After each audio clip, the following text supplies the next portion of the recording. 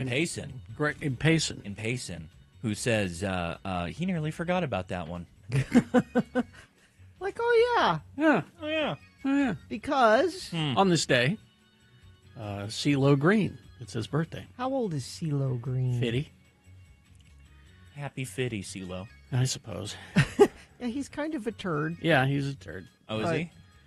I don't But, know enough about him. he's just busy. And Oh, that works. okay, that works. Yeah. Grabbed it and threw it on. So Yeah. that's, and you can hear it if you think about it. Bruno Mars wrote that song. Oh, yeah, I can hear that You now. can hear it. Okay. And it's brave to write a song like that and think, I want this to be on the radio, because Yeah, it's the edited. real version of it is very sweary. The censored version is better, I think. You think? I think that, not that I'm against swears in any capacity if you listen to how I talk off the air, but it's so over the head, it's almost annoying for me. I see. Yeah. Okay, I see the point you're making. There was a song that was popular last year, Sofa King. Get Right? it? And same deal. There's a radio edit and a actual edit, and I couldn't stand the actual edit. It sounds like they were trying to swear for the first time in their life in that version of that song. I learned a new word. Yeah, exactly. Daddy, I learned a new word, Daddy. Anyways, So, yeah. Anyway. I that was okay. That was all I had, That's okay. because you're busy doing Yeah. new stuff. Yeah. It's like, let's get it. I would agree with let's get it started in here. The edit is better. is way better than and that's not just because it's offensive. It just sounds better. That's true. of course, I can't believe even you believe they made even that? 20 years ago they thought it was a good idea to make a hook that word. Yeah. Like, that's insane. And you to wonder me. if when they wrote it two ways, like right out of the gate, or if at some point somebody said, if we ever want this to be played anywhere, we better. I could be record wrong. I think it another- took a little time for them to get the edit out for Let's Get It Started. in Yeah? here. Yeah. It was not immediate. People know what we're talking about, don't they? Here, give me a second. Because I didn't know it was. You're right. Yeah. It was a long time before I heard the original version of that. I'm like, this is terrible. Wow. Yeah. Why would they? Let's get it started in here. Yeah. Lose control of body and soul. Don't move too fast, people just take it slow. Don't get ahead, just jump into it. Y'all hear about it? The P's will do it. Get started, get stupid. Don't worry about it, people will walk you through it step by step like an infant new kid. Inch by inch with a new solution. Transmit hits with no delusion. The feeling's irresistible. Well, yeah, it's this is much better. It sounds organic. There's another, what is it, with the consonants? Not consonants. When there's a beat to a word,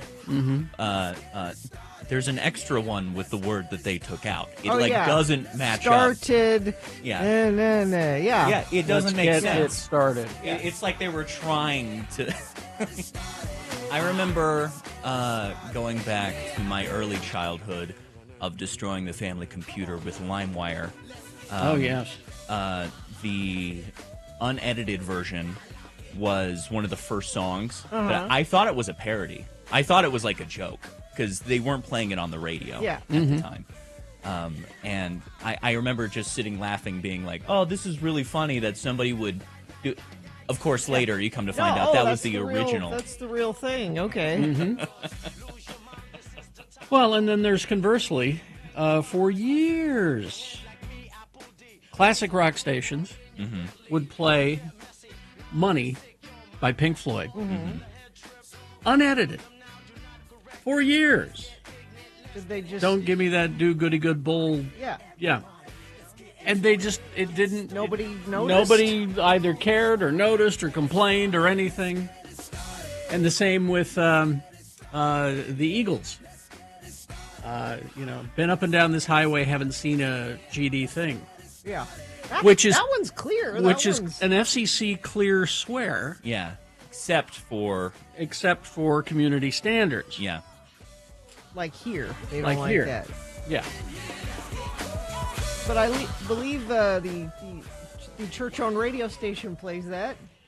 They play the edited version. Oh, they do? Yes. Okay. And I have also learned that the church-owned radio station, the classic rock radio station, is no longer necessarily programmed local as far as the music goes. Really? Yes. They have to put in a request to the headquarters, which is in Austin or something like that. It's classic rock. The playlist hasn't changed in That's the 40 point I was about to years. make. Yeah. You would think. You would think. What programming are they doing? No, it's picking the songs. You know, if you want to play a certain Led Zeppelin track, it has to be approved out of state. That's ridiculous. It is. That is. Because there's an extremely qualified person who is in charge of that radio station. I know who that person is. We know her and love her. Yes. She should be able to make those decisions, but she's not allowed to. That's crazy. Yeah. That's wild. She has to. At a classic rock? Because this isn't like new music you're vetting. No. This no. isn't like... And not even deep cuts either. It's like top charting classic rock songs. I had to talk with her about it. I said, you really should be playing Elvis Costello. Yeah. Allison, at the very least. Sure. And she said, nope, it just will not pass muster. Really? Will not. That's crazy. Because, people will probably take a little umbrage with what we're saying because we play some classic stuff here. But we do. We play deep cuts, okay? Yeah. And it's a more specific classic genre of new wave. And, yes, there is a lot of testing, and we do so much. Do. You don't understand the amount of work that goes into the song. But ultimately, it's up to Todd. Yeah, yes. Exactly. Todd doesn't have to answer to somebody out of state. It's actually insane that they give Todd. It's a shame that we're having this conversation without him here. I know, right? But it's insane that they give Todd the leverage that he has, because that's unheard of these days. It is. At radio stations. And Todd gives Carrie the leverage Yes. during our show. So Todd programs music during our show as like placeholder stuff. Yeah, he's got, for example, let's see. We've got coming up The Killers, All the Things that I've done. Blondie, Heart of Glass, Just Can't Get Enough, Depeche Mode. And I probably won't play any of those songs. But some days, because we do on this days, sometimes it's birthdays, sometimes, this song went to #1 on the charts this day. But other times there isn't anything, so we have the music that Todd... And then I'll put that in, or I'll go even deeper, which, again, is unheard of in this industry. I'll go even deeper to the If You Know, You Know category, which are songs that we used to play, that we don't play anymore. But these are the or one-hit wonders, These are the nice things about being a locally owned radio station, and there just aren't that many of them. Well, they're kind of locally owned, so that's why it's crazy. That, exactly. That's what I. Well, but they're also. Daddy Company, can I please play Thunderstruck by AC/DC? Please. No, they would have to see if that's on the approved list. Yeah. But on Monday, Todd is bringing in some stuff. That's really... I know you've never heard of it. I know you've not heard. Okay. It's only on 45. He's got it on a 45 record. He said it was like a promotional... Like it wasn't even one you could buy. I can't even find it on Spotify. Saying, that's how deep it is. But we used to play this song a lot. Okay. I'll have to ask off air, but I don't want to spoil anything for the audience. That'll be on Monday. Today, we got some other stuff. This has been Farting Around with Carrie, Bill, and Gina on X96, Radio from Hell. There we go. All right, let's get this over with. 6:15. Let's begin with the check-ins. 877-602-9696 is the number to call to let us know you're there. Or text us at 33986. Missed a morsel of...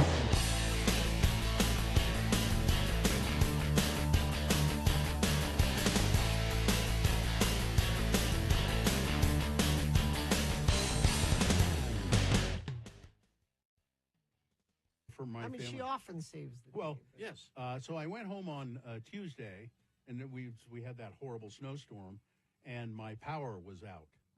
And the power was out for quite a while. I don't think it came back on until about 4 in the afternoon. But we were getting kind of hungry, and fortunately we have a gas stove, but you can't You can't, usually there's an electronic igniter, but if that doesn't work, you have to light it with matches. And we're looking around for matches, and we found a little book of matches from Katie's wedding. Yes. Little box of matches. From a couple of years ago. Yeah, there they are at x96.com/live. What do they say on them? Give love a chance. Love finds a way. Oh, love finds a way. That's It's like life finds a way Love. from Jurassic Park. Is there a dinosaur Yeah. in there? Yeah. So we found that we had those. We were able to light the stove, and my wife was able to make hot corned beef sandwiches. Pastrami, I guess it was. You don't have like a lighter, like a lighter? Probably somewhere, but isn't it a much nicer story that we used Katie's matches? Yes, Gina, we could.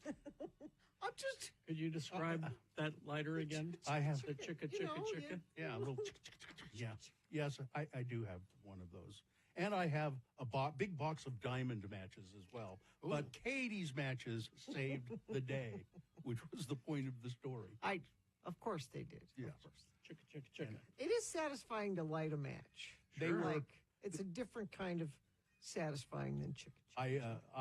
I always like to have a match instead of a cigarette lighter when I was a cigarette smoker, because I could light a cigarette in a windstorm with a match, which you can't do with a lighter a lot of times.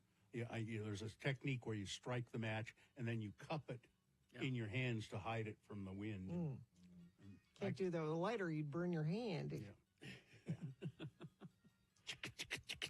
One of those. Chicka. Yeah. Yes, I have one of those. For some people, matches are a little too satisfying, though. Yeah. Oh. That could be a problem. Yeah. And we kept that little box of matches from Katie's wedding for just such an occasion. In the drawer next to the stove. Yeah, like you do. Yeah, because it's small, compact. Can't put a big old lighter in there. Just had them there, and we had delicious sandwiches. Nice. And Katie saved the day.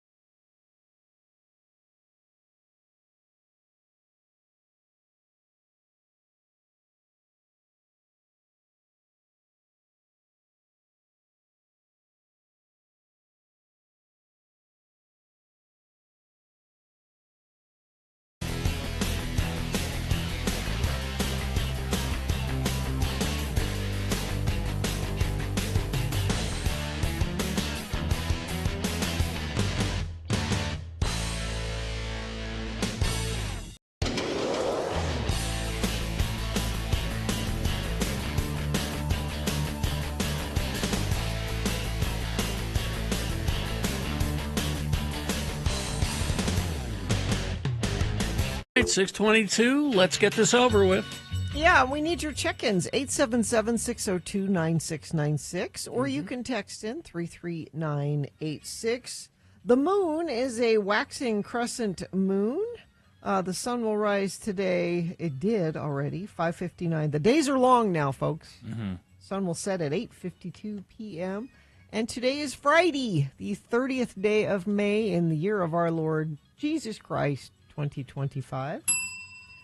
This is the Radio from Hell show, starring the Lords of Morning Radio. Kerry Jackson putting on his hat. Nick Davis filling in for Bill Allred, who's fine, just fine. He's in Chicago. I mean, I'm assuming he's fine. I'm assuming. On a day-to-day basis outside of that. Yeah. It's questionable. Yeah.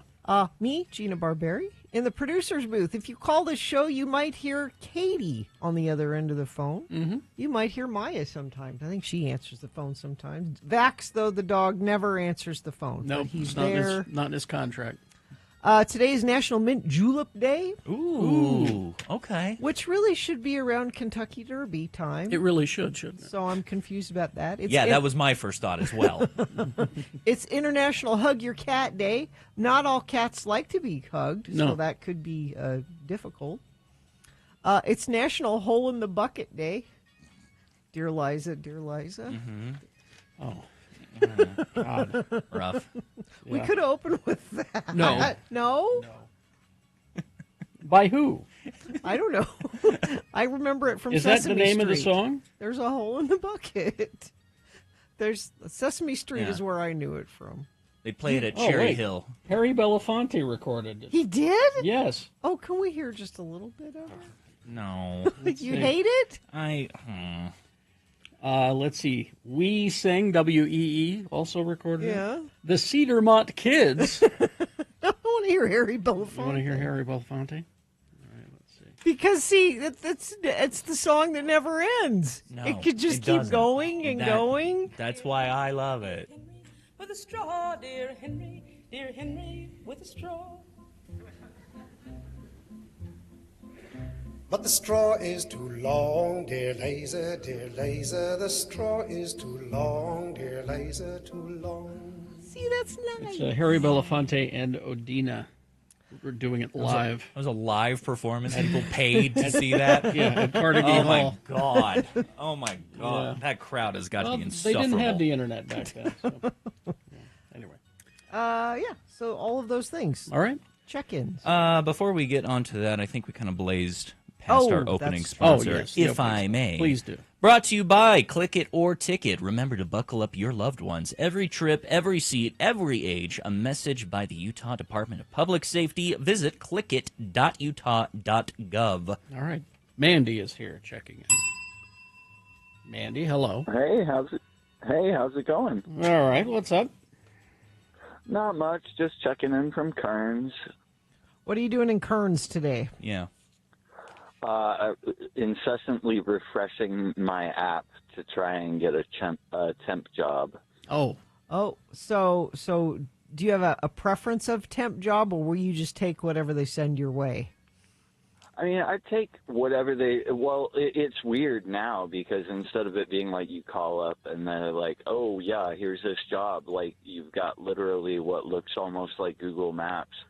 And, like, you refresh it, and then there's any jobs that are available, and so you actually get to take your pick. So that's convenient, but, I mean, I wish I could just wake up at dark 30, before you guys even start farting around, and just have them tell me, oh, just go out to this place. Yeah.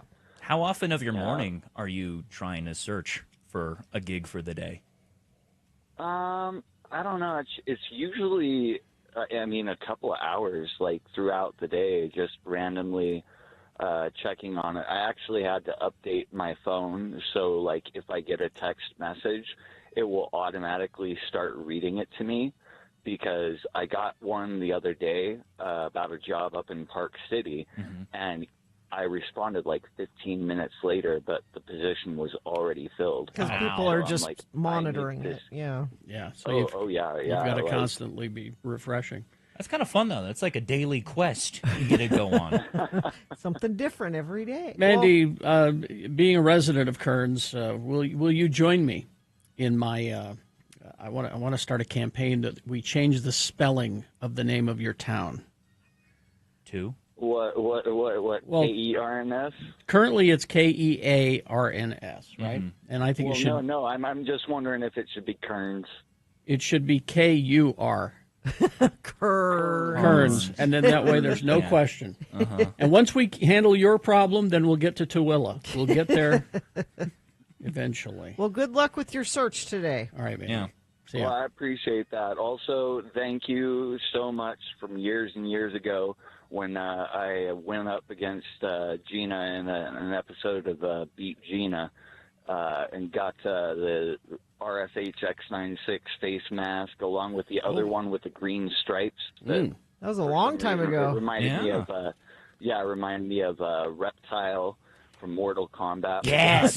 You guys. They were kind of cool. For almost 30 years since I was back in junior high in the days of Dingo Boy and Space Elders being regular. Hell yeah. Mandy, you won my heart with the Reptile reference. Mandy, nice. We got Finding Nemo trivia coming up for Beat Gina. Oh, yeah. So stand by for that. Thanks, ready. Mandy. Bye-bye. Bye-bye. Let's go to Mike in Nashville. Hey, Mike. Good morning, Lords and Nick. I am on my way tomorrow to Baltimore for my first Dave Matthews Band show of the summer. So Ooh. Start of the season. Yeah, start of the season. I've got one this weekend, and then I've got two more in June in Charleston. So looking forward to the summer. Now, Nice. does your wife go on these with you, or are you going solo? Well, tomorrow's solo. I'm actually meeting my best friend in Maryland. He lives there, and we usually try and do at least one show a summer. We've been doing one show a summer since 2012, so it's been pretty good, except for the COVID year. So we're keeping that alive. And then in June, it is a family vacation. I'm taking the wife and kids. We're all going to Charleston, but I'll just be going to the show. But we'll be doing other stuff in Charleston as a family. But then I take off on Friday and Saturday night to see a back-to-back Dave show, and they are very gracious to let me do that. Now, does your wife get to do this, her own version of this? Go off with friends and leave you with the kids? I always say, whenever something comes up, just let me know. I'll get it on my calendar, and I'll take care of it. Okay, so good. She doesn't take advantage of the opportunity too much, but it's always there for her when she wants. She should. Well, all right. Thank you, Mike. Thanks, Mike. Thanks, guys. All right. See you, Mike. Let's see. Text check-ins. Rebecca here saying, bye-bye, Elon. Yes. Mm-hmm. Let's see. I'm kind of embarrassed that I was able to sing along with most of that song, even though I haven't heard it in over a decade. It's filed away in there. It was force-fed to you by everybody 10 years ago. Sketchy Blake of Ogden checking in. I tried calling in for my finger steak and polar bear update, but got a busy signal. Why do we keep getting denied the finger steak polar bear update? I need both of these. All the lines are open right now, Blake. Mixer driver Shane checking in from Orem, trying to find a diner to go to this weekend with my Radio from Hell coffee mug. Yeah, Shane always tags us in his dining adventures with the mug. Let's see. What's a diner? I don't know where you're going to be this weekend, Shane, so let us know. Yeah. Right Wing Wade checking in. Cardboard Chris. Howdy, Nick. Hey. Let's see. Ranger Kate. I was confused when I heard they removed Banging on the Bathroom Door in the Shaggy song. Bathroom floor. Mm-hmm. Oh, okay. Banging on the bathroom floor in the Shaggy song. It wasn't me. Richard, who's not a dick, checking in, drinking coffee from my X96 mug, wearing my boner T-shirt. You're doing all the things. Welcome to the cult, Richard. Dominic Bonacci from Clearfield checking in. Been a few days, under the weather, feeling great today. Excited to enjoy the weekend. Tiffany from West Jordan here. Everybody's checking in. Looks like everybody's here, so let's begin. Traffic, please. Traffic, or should I say lack of it. It's nothing but green out there on the roads, as UDOT is reporting. But if my past experience filling in is any indicator, UDOT is wrong sometimes. Yes. So if you see any traffic that I am not seeing out here on the digital eyes in the sky, 33986 is the text line where you can share that with me. This easy breezy traffic is brought to you by, don't miss the Deer Valley Music Festival this summer. All tickets are on sale now, so claim your spot and start planning your perfect Park City night. Details at DeerValleyMusicFestival.org. We got some messages, a song, and then it's Big Boy News and Opinioendo, and Frank Christ presents They're Fine, They're Just Fine, the Dead Celebrity Game coming up. We'll tell you how to play, what you'll win on the way. UtahAdvocates.com. The Advocates. They can help you with whatever situation. They've helped quite a few people, actually, on the second floor here. Yeah, you didn't deserve to be in an accident, but you do deserve an advocate. And you are not a professional attorney, most of you that we're talking to. Yeah. You get in an accident, you're hurt, you want to focus on getting better. You don't want to be arguing with medical bills coming at you on the phone. You want the advocates to do that. And it's interesting because the advocates are going to be mostly dealing with your insurance company. Yeah. Because your insurance company says that they're looking out for you. But are they looking out for their shareholders first? They are. And maybe it's not you that was hurt in the accident. Maybe it's a loved one, and you are trying to help them through that process. You're out of work. You're trying to get your car fixed. All of those things. The advocates can help you with it. You will not pay a dime to them ever. You're never going to write them a check. You're not going to Venmo them anything. This all comes out of the settlement that they get you at the end of the process. So call the advocates, 801-355-5550 or UtahAdvocates.com. Listen to Radio.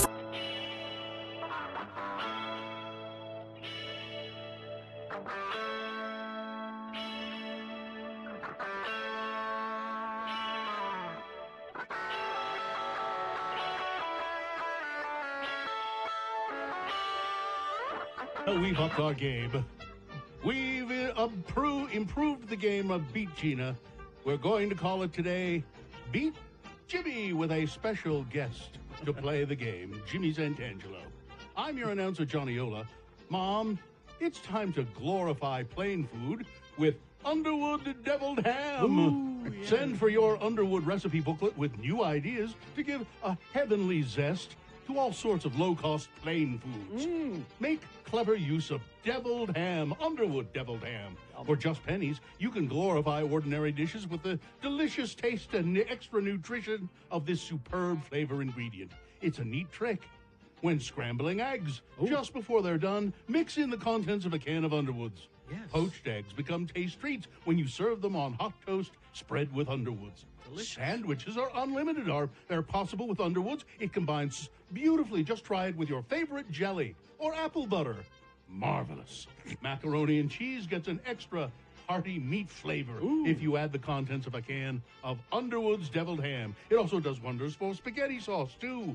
Now in the new family-size can, Underwood Deviled Ham. So what I'm getting is you can put ham in anything. That's pretty much the truth. All right. Ham it up. Even in this game show. Yes. And here we ham it up with the wonderful Ham It Up MC and host, Gary Jackson. Thank you, Johnny Ola. You're welcome. All right, the randomizer has chosen the contestant. Jimmy, you'll be going against the very formal James. It's Jimmy versus James today. Very good. So, There we go. I might get confused while keeping score. I know, right? Hello, Buffer. All right, James, let's toss a coin to see who goes first. You call it heads or tails? Let's call heads. All right, coin toss app says witness Katie tails. Yeah, okay. Which means that Jimmy goes first, so he has the advantage. But if you manage to climb from behind and win, James, you're going to get the yellow card tickets. But if Jimmy beats you, what are you prepared to do in his name? I'm gonna donate $100 to wherever he wants me to. The Utah Wine Store. Okay.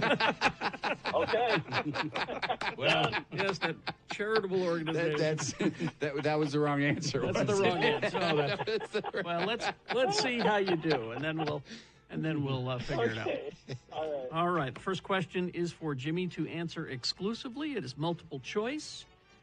If he gets it right, he gets the point. If not, James, I will allow you to answer it correctly and steal the point away, and we'll go back and forth till one of you has 3 points. It's potpourri today, so different subjects of the trivia. The first question for Jimmy is Cameron Diaz trivia. Not our intern Cameron Diaz, but the actress Cameron Diaz. All right? What scared Cameron Diaz's character in the movie Keys to Tulsa? What scared her? Was it 1, Gina? Was it 2, Republicans winning the midterms? 3, spiders? Or 4, clowns? I'm going with 3.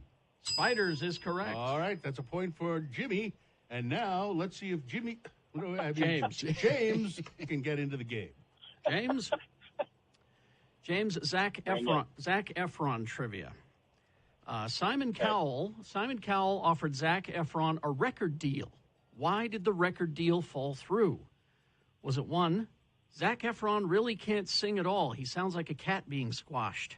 Is it 2, no one wanted to work with Zac? Was it 3, he didn't want to play a special game of Simon Says? Or 4, acting is Zac Efron's main priority?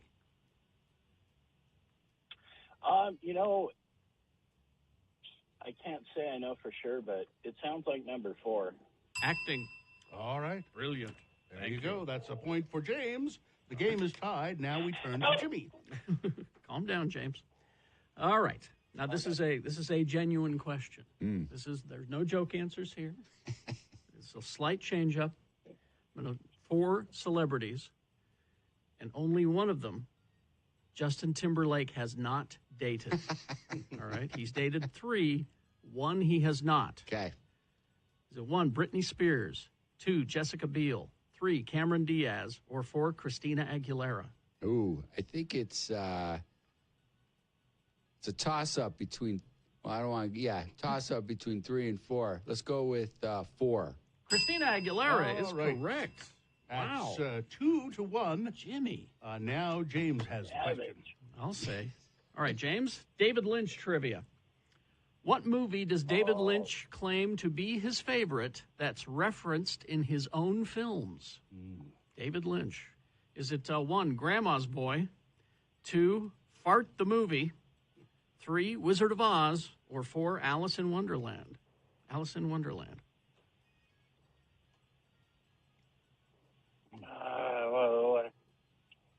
Would you read that to me again, please? What movie does David Lynch claim to be his favorite, and it's referenced in his own films?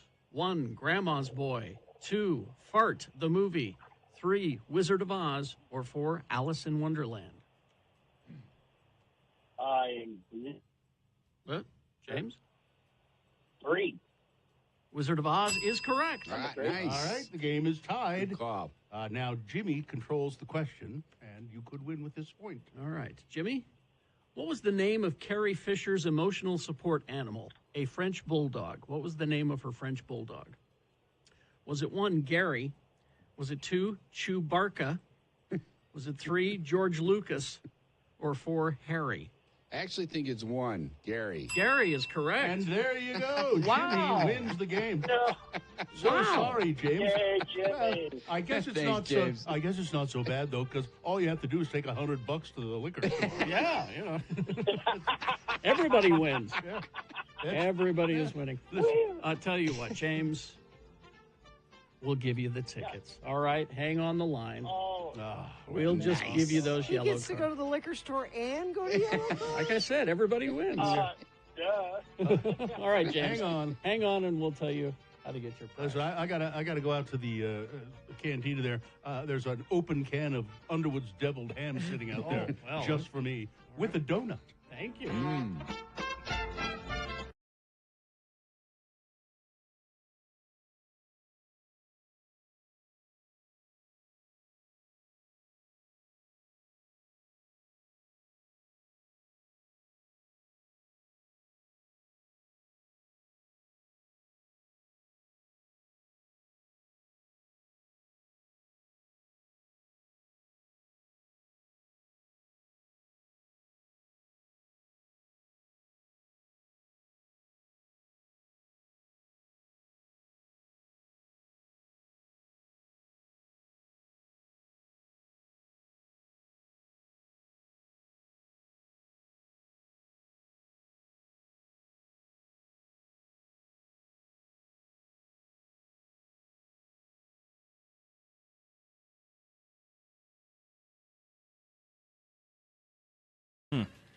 On this day. Get ready. It's going to hurt, isn't it? It's going to hurt. Okay. In 1978, Yep. Oh, God. the Cars released Just What I Needed, the lead single from their self-titled debut album. So that's the first Cars that we ever heard on this day. Wow. In 1978. Benjamin Orr singing lead that on one. that. Yeah. Let's see. Love the Cars. My dorm room was across the hall from the laundry room, and we changed the lyrics to Wasting All My Dimes. Oh, Dr. Mike. All right. We got some big boy news and opinionuendo now. Then right after that, it's Frank Christ Presents. They're fine. They're just fine. The Dead Celebrity Game. We're going to give you a list of 4 celebrity names. 3 of those celebrities are just fine. One of those celebrities is dead. If you pick the dead celebrity correctly, you will win. Fork Fest tickets. Oh. Able to see Aquabats, Stretch Armstrong, Little Moon, and more this next weekend, June 6th and the 7th at Art Dye Park in American Fork. There you go. Aquabats tickets and the Stretch Armstrong reunion show. 877-602-9696. Call, play, win. Frank Christ Presents right after this. Big Boy News brought to you by? Brought to you by. Help all of us at Jerry Seiner Cadillac celebrate our new location with an incredible buying experience for your dream car. Come in today to experience the Seiner difference. Thank you. I haven't had a Diddy update in a while. Did he? Did he, Dave? Yes, he did. I avoid a lot of this because it's that horrible. Yeah. But I like it when kind of funny things pop up. What's the funny thing that popped up? Well, apparently Diddy likes applesauce on his hamburgers. What? You know? That is his condiment of choice. You know? You think this is okay? I wouldn't say no. It could work. Really? Yeah. I think it sounds awful. If it's a tiny layer. Yeah, I mean, you don't want to overdo it. No. But apparently he is cuckoo for applesauce. Like, in general. Is he buying it in bulk like he does his baby oil? Yeah. Is that Now, there's a story where the headline is Celebrity Chefs Shred Diddy's travesty of putting applesauce on burgers. Oh, they're not happy with it, are they? Okay. During his testimony last Thursday at the Combs ongoing sex trafficking trial, a former employee said that the rapper loves applesauce, eats it on the side or on top of a lot of things. Okay. Cheeseburgers being one of them. The burger topping is prompting reaction from some celebrity chefs, including Andrew Zimmer, who recently shared his opinion about Diddy's unusual condiment. Now, Andrew Zimmer will eat anything.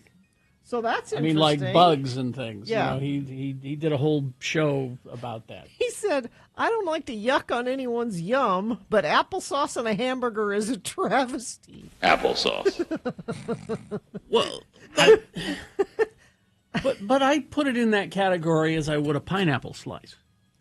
Like a little sweet. That's exactly what I was thinking, too. Yeah. Yeah. So if we approach... But there's some texture to that. Yeah. There is, yes. But that's the category I would put it in. A California chef and American gravy owner Andrew Gruel shared his own thoughts. He said, anyone who feels inclined to put applesauce on their burger should seek professional help immediately. Wait. How did this come up? Was this brought up in the court hearings? In the court hearing. Okay. I'm not sure why that came up, but like I said, I've tried to avoid most of the horrible stuff, but this was just they were getting testimony from one of his assistants. He says, "Well, what sort of things did you do?" And made I'm sure there was it came up. applesauce. Says, I had to make sure that he had applesauce, or he'd lose his mind. Okay. You know. But it's weird. It's weird. It is okay. Yeah. But again, can we just put him away and forget about it? I think they're in the process of that. Although there are people that are saying, well, maybe these are the kind of things that Trump pardons people for. It is, but is it federal charges or state charges? No, because this is like RICO stuff. This is all RICO stuff. Okay, well then, if I tell you what, if Trump pardons Diddy, I don't know what kind of backlash that would. Well, you saw who he just pardoned here in Utah. I was right? just Do you gonna have lead into that, please? Well, so I had that story yesterday, but I have an update on it. Okay. Cache County officials reacted to President Donald Trump's recent pardoning of Kentrell Golden, NBA Youngboy is his real name, defending the county's justice system. A White House official confirmed with the Associated Press on Wednesday that Trump pardoned the convicted rapper, shortly after, he's got a concert tour beginning in September. He's got to get back out there.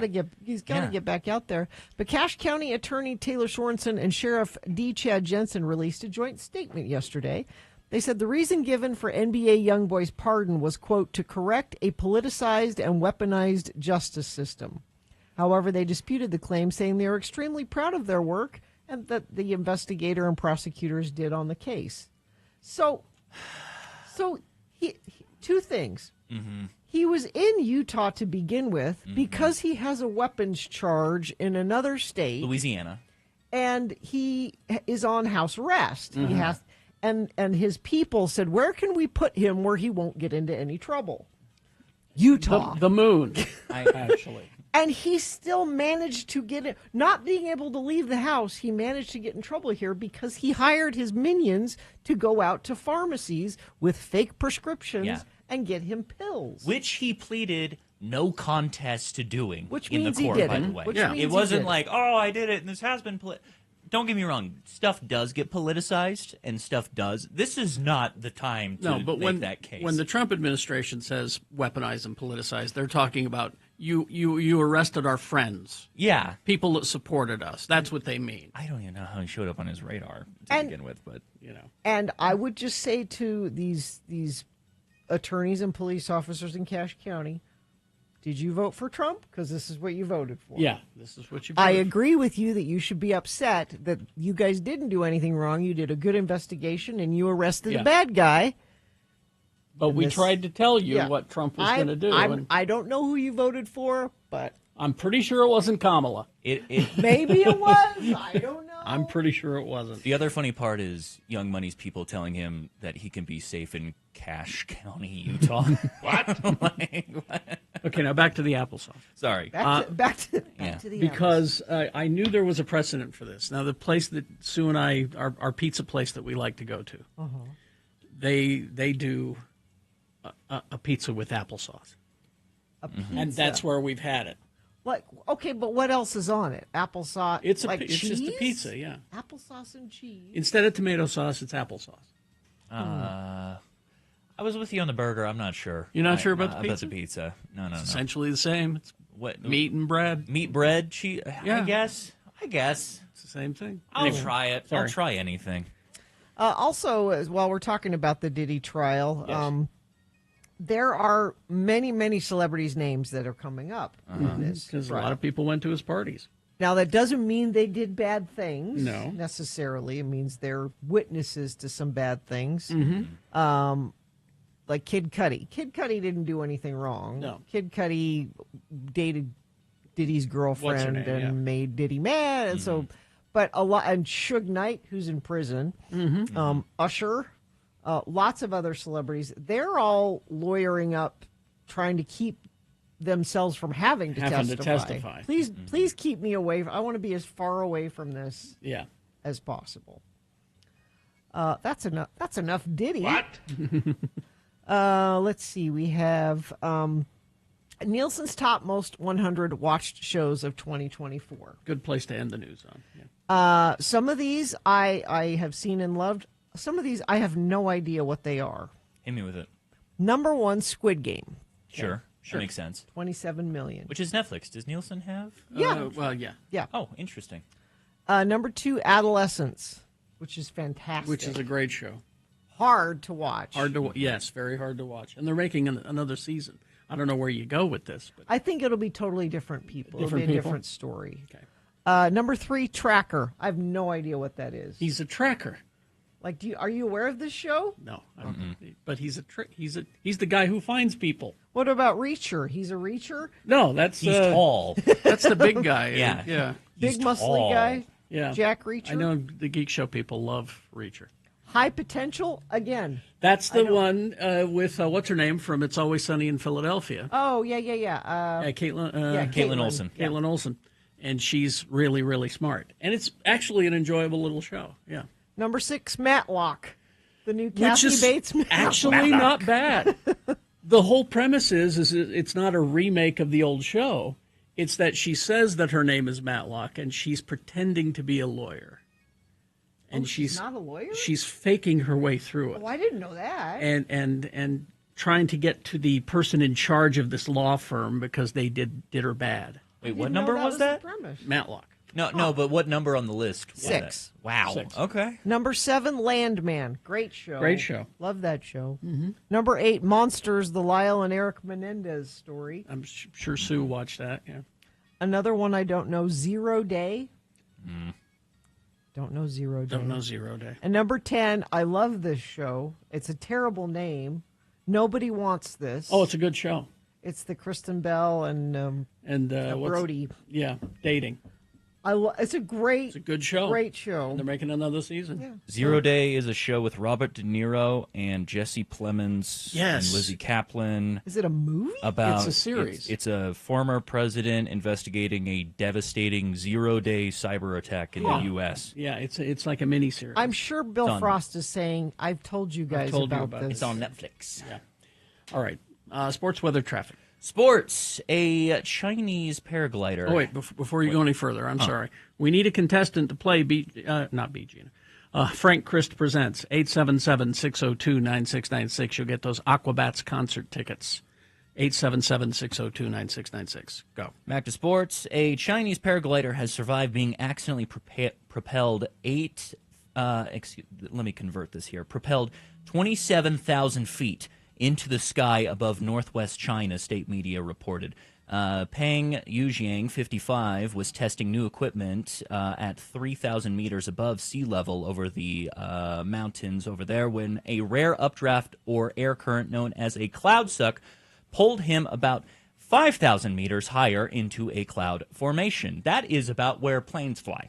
So, wow. He had equipment on him that was, like a GoPro or something. Oh, yeah. And you can just start seeing ice crystals form around him. He essentially experienced the air version of a riptide. Like, it's very rare, but he was paragliding over the ocean. It just took him up way above sea level.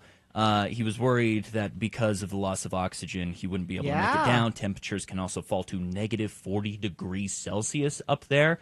The story does not say how he got down, but obviously and he's okay. He did, and he's totally fine. So that is your sports. Weather, it is getting very toasty over the next few days. High of 89 tomorrow, high of 92 Sunday. Today it is clear skies, high of 87. We are officially breaking into the summer season and taking a peek at traffic right now, hitting the refresh button to make sure I'm not missing out on anything. I am not seeing jack out there on the roads. But, hey, I'm in here. You're out there. Why don't you text me some traffic if you can safely do so? 33986 is the text line where you can do exactly that. All of this brought to you by business owners. Do you owe $15,000 or more on employment taxes and don't know what to do? McClure and Stewart are your local trusted tax attorneys. Go to McClureandStewart.com today. Ooh. See, you said it was going to be hot, and then Frank comes in, and it cools everything down. Oh, I'm sorry. No, don't apologize. Yeah. This is nice. Oh, hello, everyone. It's Frank Christ. He is a Grim Reaper. There are many Grim Reapers. Yes. You are the celebrity Grim Reaper. That is my speciality. So Bernie Carrick died. The police chief in New York. Is that your job, or is that... No, that's McLeod Christ. McLeod Christ takes the celebrity police officer. Straight to hell, by the way. Yeah, I'll have more about him coming up in the news. All right. You're here to play a game we call Frank Christ Presents. They're fine. They're just fine. It's a list of celebrities, 3 of them. They're just fine. One of them, though, is dead. If you pick the dead one, you will win what, Nick? Tickets to Fork Fest, which is featuring just a slew of big names. The Aquabats, Stretch Armstrong, Little Moon, and more, all taking place at Art Dye Park in American Fork this next weekend, June 6th and the 7th. Jake is on the phone. Hi, Jake. Hi. How are you? I'm fine, just fine. Okay, that's good to hear. I have a list of celebrities here. Because it's National Hug Your Cat Day, these are celebrities that are in movies with cats. Pick the dead one, and you will win the Aquabats tickets. Yeah. Number 1, Scatman Crothers, an American actor known for playing Louie the Garbage Man on Chico and the Man. He voiced Harlem Globetrotters on TV, Autobot. He was an Autobot in the Transformers. He was Jazz, yes. Hong Kong Phooey. Hong Kong Phooey. He was Meadowlark Lemon, the voice of Meadowlark Lemon in the Harlem Globetrotters. The Shining, of course. And his cat film is The Aristocats. Scatman Crothers. Number 2, Surrey and McKellen. Roles on stage and screen, received numerous accolades: Tony Awards, 6 Olivier Awards, Golden Globe, 2 Academy Award nominations, 5 Emmy Awards. His cat movie is the musical Cats when it was made into a movie and it was terrible. Surrey and McKellen, number 2. Number 3, Elizabeth Perkins. She's known for her roles in films like About Last Night, The Flintstones, Moonlight and Valentino, the TV series Weeds. She's been nominated for 3 Primetime Emmys and 2 Golden Globe nominations. She's in the movie Cats and Dogs. And finally, celebrity number 4, Dale Midkiff, American actor best known for playing Louis Creed in the horror film Pet Sematary, a movie about burying the cat and it coming back, and that's his cat movie, Dale Midkiff. Those are your 4 celebrities. Which one is no longer with us? I'm going to go with number 1. Yeah, he's been gone a while, actually. Long time. He died in 1986. Too soon. Too soon, Scatman Crothers. Tragedy. You are correct. Jake, you're going to be going to ForkFest. Mm-hmm. Hang on the line, Jake. All right, Gina, I have to go and check on Winona Judd. Oh, we should have opened we should have farted around about Winona Judd today, Frank. Well, she's 61 today. Isn't she a friend of your family? Yeah, she and my mom are buddies. Oh, well. Could your mom just check on her? Okay, I'll have my mom check. It'd be a lot easier. Yeah. Goodbye, everybody. Goodbye. Goodbye, Frank. KXRK Provo going to take a break. We'll be back after these. Sean Means will be here to review all the movies opening this weekend. Stand by. Hey, I'm on vacation. Hey, Utah, summer concert season is just around the corner. Mark your calendars now for the Granary Live 2025 season. Experience live outdoor concerts in the heart of downtown Salt Lake.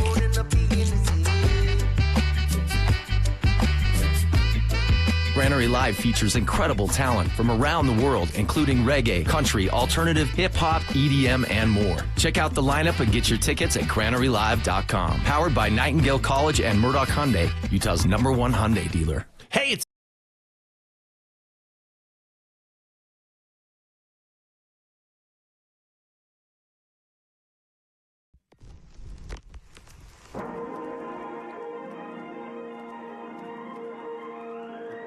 It's often said that people of Utah speak a language all their own. It's a language that's often confusing and even incomprehensible to newcomers here in the Beehive State. So, Radio from Hell presents a handy guide to help everyone understand how the natives speak. It's the Utah word of the day, and today's word is...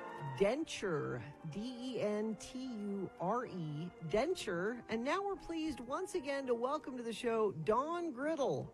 Hey, excuse me, ma'am. It's Criddle. What's Criddle? My name.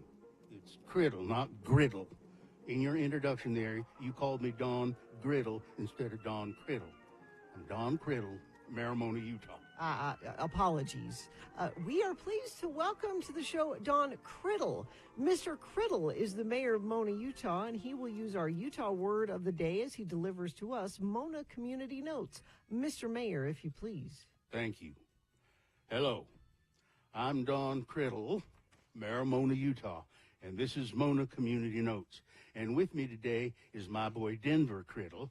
He gets off school today because it's a Mona holiday. Howdy, folks. I'm Denver Criddle, the son of the mayor of Mona, Don Griddle.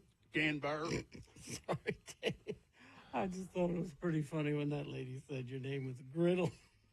I just laughed and laughed and laughed. I bet the folks listening to us right now thought it was funny, too. I bet they just laughed and laughed and laughed. Denver, why don't you tell everybody what today's Mona holiday celebration is? Okie dokie, Daddy. It is Burl Ives Day today in Mona. That's right. And do you know why it's Burl Ives Day? No, Daddy, I don't even know what a Burl Ives is. Is it some kind of bush or shrub or something like that? I bet it's an animal, a rabbit, breed of dog or something like that. Am I right, Daddy? Burl Ives was a man, Denver. He was a singer. And one day, I think this is back in the 30s, Burl Ives was passing through the town of Mona. And he stopped and he sang a song for folks. A song that was so dirty, the mayor of Mona back then had him thrown in jail. And we celebrate the day because it represents the fact that Mona City has and always will do the right thing. What was the dirty song, Daddy? Well, it was called Foggy, Foggy Dew. And it's about an old guy who is a weaver and this young girl who's afraid of the bugaboo. But see, old Burl, he changed it to Foggy, Foggy Dew, with the dew part being this young lady's innocent. Well, oh, hell, Denver. That's all I can tell you because, well, it's just too dirty for a young woman. Is it more dirty than that there once was an old hermit named Dave poem I heard you say once? I told you to forget about that, Denver. Oh, that's right. That's okie dokie, Daddy. I'm going to forget it right now. You better forget it. I told you at the time you overheard that poem, you should forget it. And if you didn't, I told you I'd give you a whack that'd dent your head. I've been trying, Daddy, but I keep thinking about that hermit named Dave and what he had in his cave. Denver, I'll dent your head. Now, enough. We got to go downtown for the parade. I'm the Grand Marshal, and we are riding on the Burl Ives float. Join us again some other time as we examine how the Utah natives speak with the Utah Word of the Day.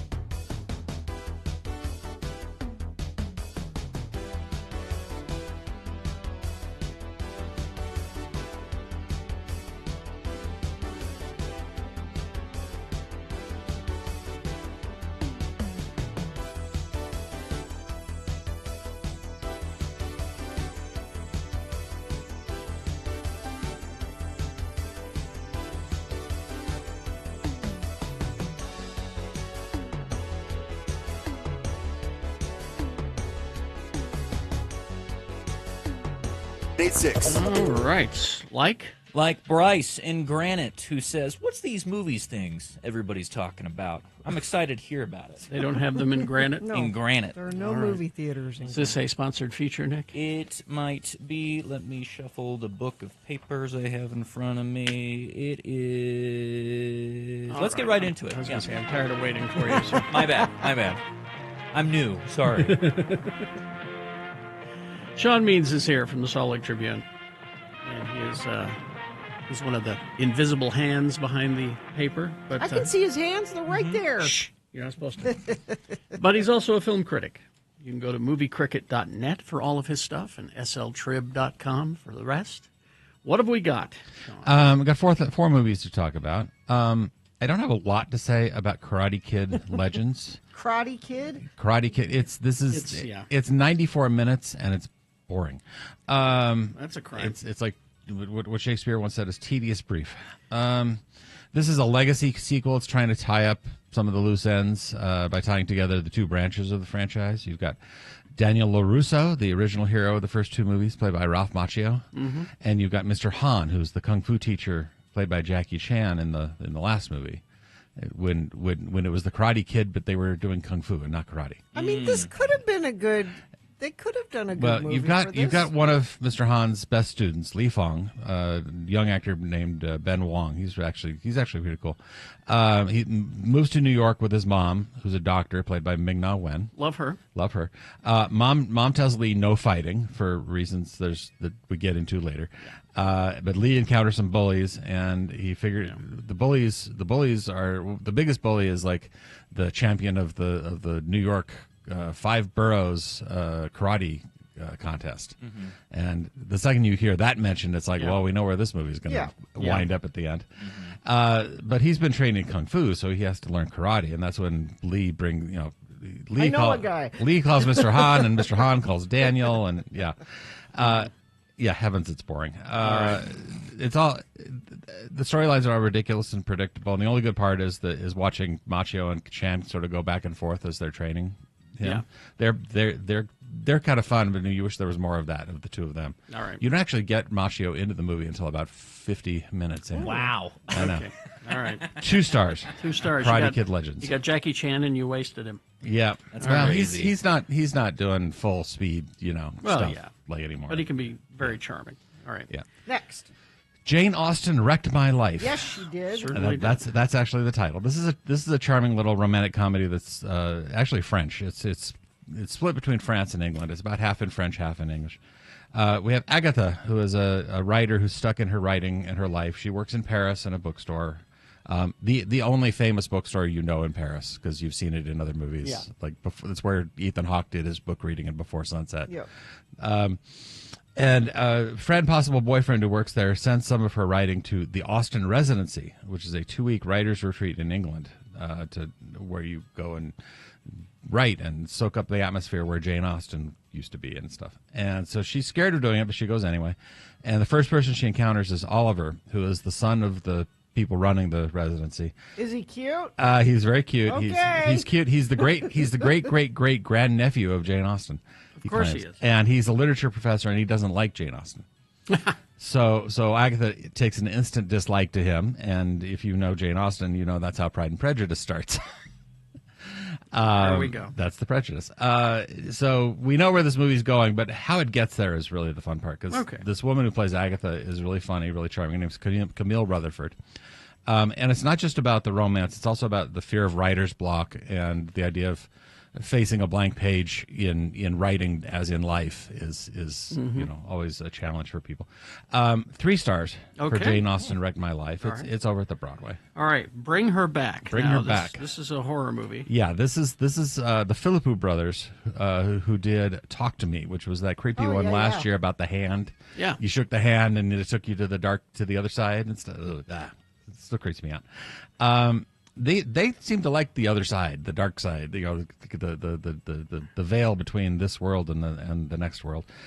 We've got a brother and sister who have to go into foster care when their stepdad suddenly dies, and they're staying with Laura, who's a foster mom who seems really nice, really fun, but there's something a little bit weird going on. All right, and maybe it's the other kid who's staying with them who's mute and seems almost like he's possessed or something. He's just really creeping out. Okay. Sally Hawkins, who we love from like Shape of Water and the first 2 Paddington movies, she plays the foster mom. Oh, okay. And that's why you want to see this movie. She really she's great. I really can't say a lot there's no spoilers here. It's really well done. It will scare the living crap out of you. And Sally Hawkins is really good, really unsettling. 3.5 stars to Bring Her Back. Okay. Katie's going to eat this up. Yeah, you're going to like this one. And that's playing all over the place. Okay, so now you're moving on to television. What is going on? I'm working Bill Frost's side of the street for a minute here. Mountainhead. This is opening. It starts tomorrow night, Saturday night on HBO, and then we'll be streaming on Max, HBO Max, whatever they're calling it this week. This was filmed up in Park City on a very quick schedule. This is the first project of Jesse Armstrong, the guy who created Succession. This is the first project he's done since Succession's over. Okay, and it's his first feature film. Oh, this is a film. This isn't a series. This is in the series. This is just 2 hours and you're done. All right. And he wrote and directed, and he wrote it in January. They filmed it in March, and it's out on HBO tomorrow. Which tomorrow, just happens to be the deadline for Emmy consideration. Like they took every last second. This is like when you open a movie on Christmas to get to the Oscars. Exactly. Yeah, this is Does it feel like it was rushed? It feels urgent. It feels like you needed to do it quickly because it's dealing with stuff that is very here and now. Okay. You have Jason Schwartzman. He's a rich tech bro who has a mansion on a mountainside, and he invites 3 of his even richer friends for a poker weekend, played by Steve Carell, Rami Youssef, who you remember from Poor Things, and Corey Michael Smith. And you'll recognize him. He played Chevy Chase in the Saturday Night movie that was terrific. So is this like if Elon and Jeff Bezos and Mark Zuckerberg? Sort of. I mean, you can start picking about. The Carell is sort of the elder statesman of the bunch. So he's maybe the Gates or whatever. Yeah. And Corey Michael Smith his character is very definitely supposed to be Elon. But in the same way that Brian Cox is Rupert Murdoch, right? It's like you start there as a sort of a character point, jumping off point, and then you build from there. Okay, I see. Okay. And so, Corey's character, world's richest guy, he just added some tools to his massive online platform that's definitely not X. And it looks like those tools are adding to the disinformation and deep fakes out there, and they're causing riots and unrest all over the world. And so these guys are in this mansion, and they're looking on their phones, and the world is blowing up. Oh, all on their phones. And we start with denial, like this isn't our fault, to bargaining pretty fast as they go from they start figuring out how they can work this to their advantage. And it gets, and then spoilers, I won't get into the rest of it, but it gets crazier from there. The great performance, a strong story, and the mansion, it overlooks Jordan Reservoir. It listed last year for $65 million. And it's that cliche, they say the house is a character, but it really kind of is. Okay. 3.5 stars. Oh, okay. And it's on, like I said, HBO tomorrow night, and then streaming on HBO Max. And if you go to sltrib.com, I interviewed all 4 of those actors. Very nice. And we talked, and we talked a lot about the house. I was also eyeing you for the review on this because my brother was a PA on this, and if you see Tucker Davis in the credits, forward me a photo of that so I can give it to my mom. Okay, well, you can get on HBO tomorrow night, and you can do it yourself. 3.5 for that. 3.5 for that. So next week, the Phoenician Scheme. Phoenician Scheme, new Wes Anderson movie with Benicio del Toro and Mia Threppleton, a name you don't know, but you do kind of do because she is the daughter of Kate Winslet. Does she look like Kate Winslet? A bit. Okay. She definitely acts like Kate. We also get Ballerina. Ballerina, which is the sort of spin-off from the John Wick world with Ana de Armas. So, and Life of Chuck. Life of Chuck. Which I'm hearing good things about. Yes. They're being cagey about showing it to us, but we're going to get there. Okay. Well, thank you very much. Sean Means, sltrib.com or moviecricket.net. I just reposted your review of that, Sean, on Twitter if somebody wants to look at that. Thank you. Traffic, or yet again, should I say the lack of it, is, not showing up here on UDOT, but you are out there and I am in here. Text me your traffic if there is something going on. I want to know about it. 33986 is the text line where you can do exactly that. This lack of traffic is brought to you by Stubbs Dental. Award-winning services, life-changing results. Visit StubbsDental.com to book your appointment now. And a little re-up from a conversation earlier. Bryson Granite, which people may want to refocus on one more time. He now knows what movies are, so that's good. Okay. Granite. Because it wasn't working. Okay. All right. There we go. Boners coming up. Boner candidate number 1, lazy lawyering. Boner candidate number 2, next time take more water and less mushrooms. And boner candidate number 3, Nancy is so beautiful and smart. That's right, says a totally real person.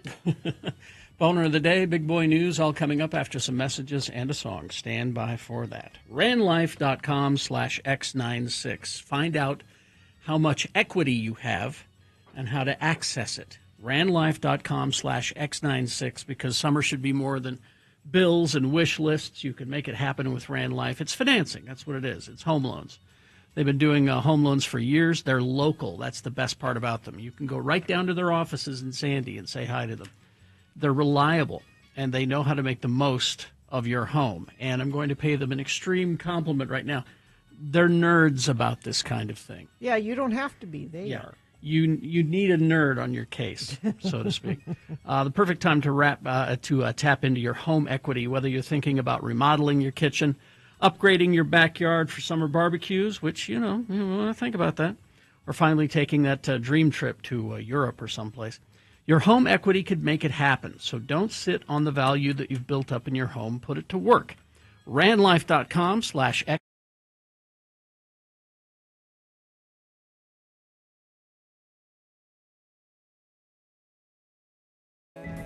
Things that must go on the radio. From Hell Show. Well, here they are, things that are bugging you, things that we're going to try and help you with. You say, I can't stand these things in my life anymore. They must go. Maybe Radio from Hell can make these things go away. And so you send us an email, radiofromhell@x96.com. You put must go in the subject line. And if you do that and we read yours on the air, it might help you. And sometimes those things magically disappear. I'll go first this time. This one says, longtime listener, first time to contact, must go. Boner of the day, where all of them are obvious boners. Mm-hmm. Most days there's one obvious boner, but occasionally they're all boners. Yep. Thanks, Timbo.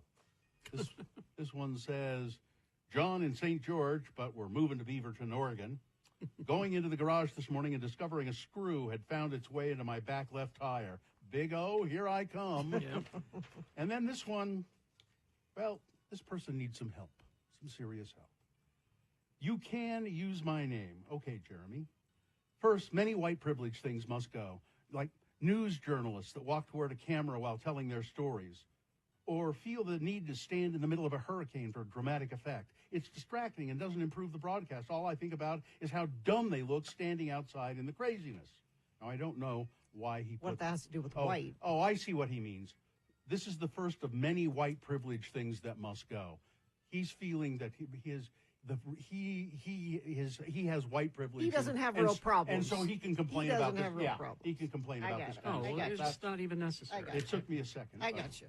Second must go. Camera operators that can't or won't hold still. Bouncing back and forth and up and down, panning in and out doesn't make the show any more real. It just makes me dizzy. Some shows are so bad I can't watch them at all, which is disappointing because I want to watch them. I mean, The Office, Parks and Rec, Succession, among many others. Highly rated, and I just can't watch them.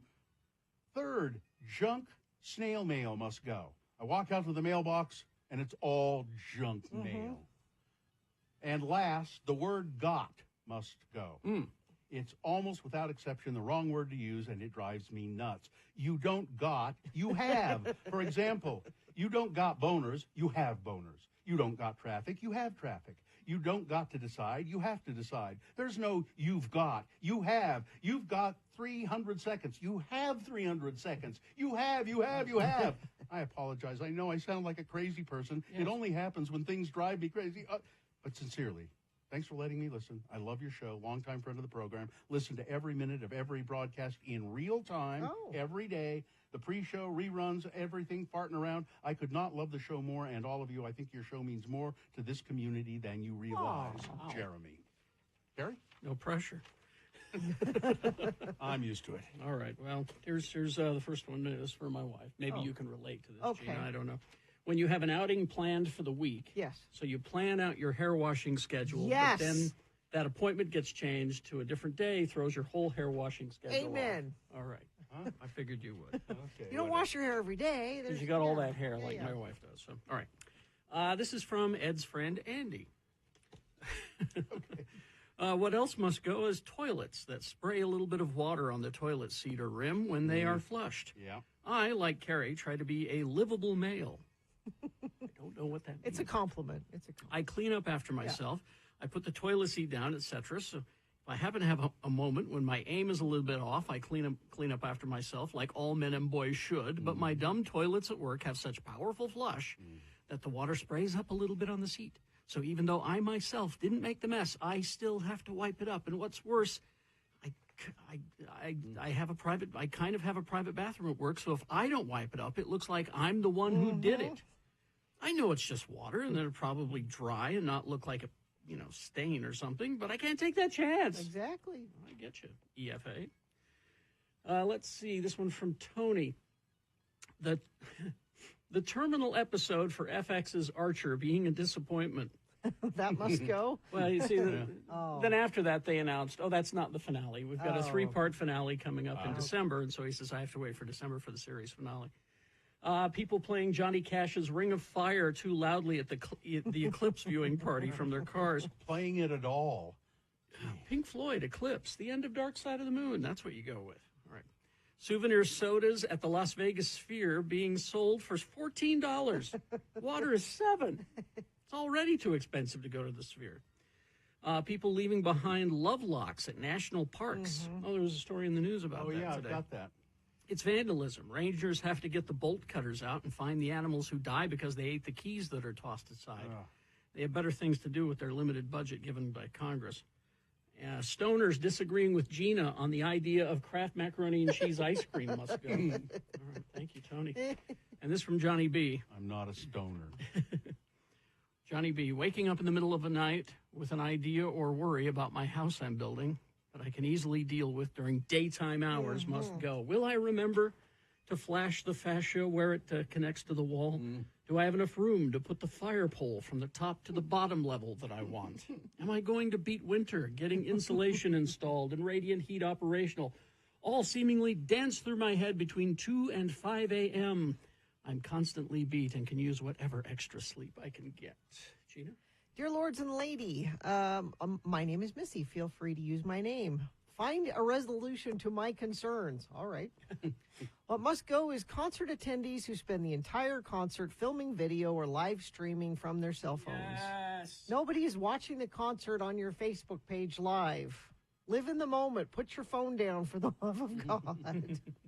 And while I'm talking about concerts, GA venues without seats. I'm older now and also on the shorter sides, and it seems like most concerts are all tall people, and I spend the majority of the concert looking at the back of a bunch of dudes' heads. I'd like to sit down from time to time. My feet hurt. I'd pay extra. Just give me the option, please. And since the pandemic, has my patience waned or has society lost its manners when you're in public? Yeah. Grocery store, football games, Walgreens, doesn't matter. People are pushy and rude and self-entitled. I don't disagree, Missy. Let's see. This from, doesn't say we can use the name. My mom has never been to Europe or gotten COVID until one lucky weekend. There you go. This weekend. Luckily, she's totally vaccinated and doing fine, but that must go. And finally, this. My quick list of things that must not just go, but stop. Number 1, grown men who call the bathroom the little boy's room. Yeah. Microwaves that continue to beep after the door is open. And me having no self-control. I love cookies, damn it. That's all I got. Jeremy. There you go. Things that must go on the radio. From Hell Show.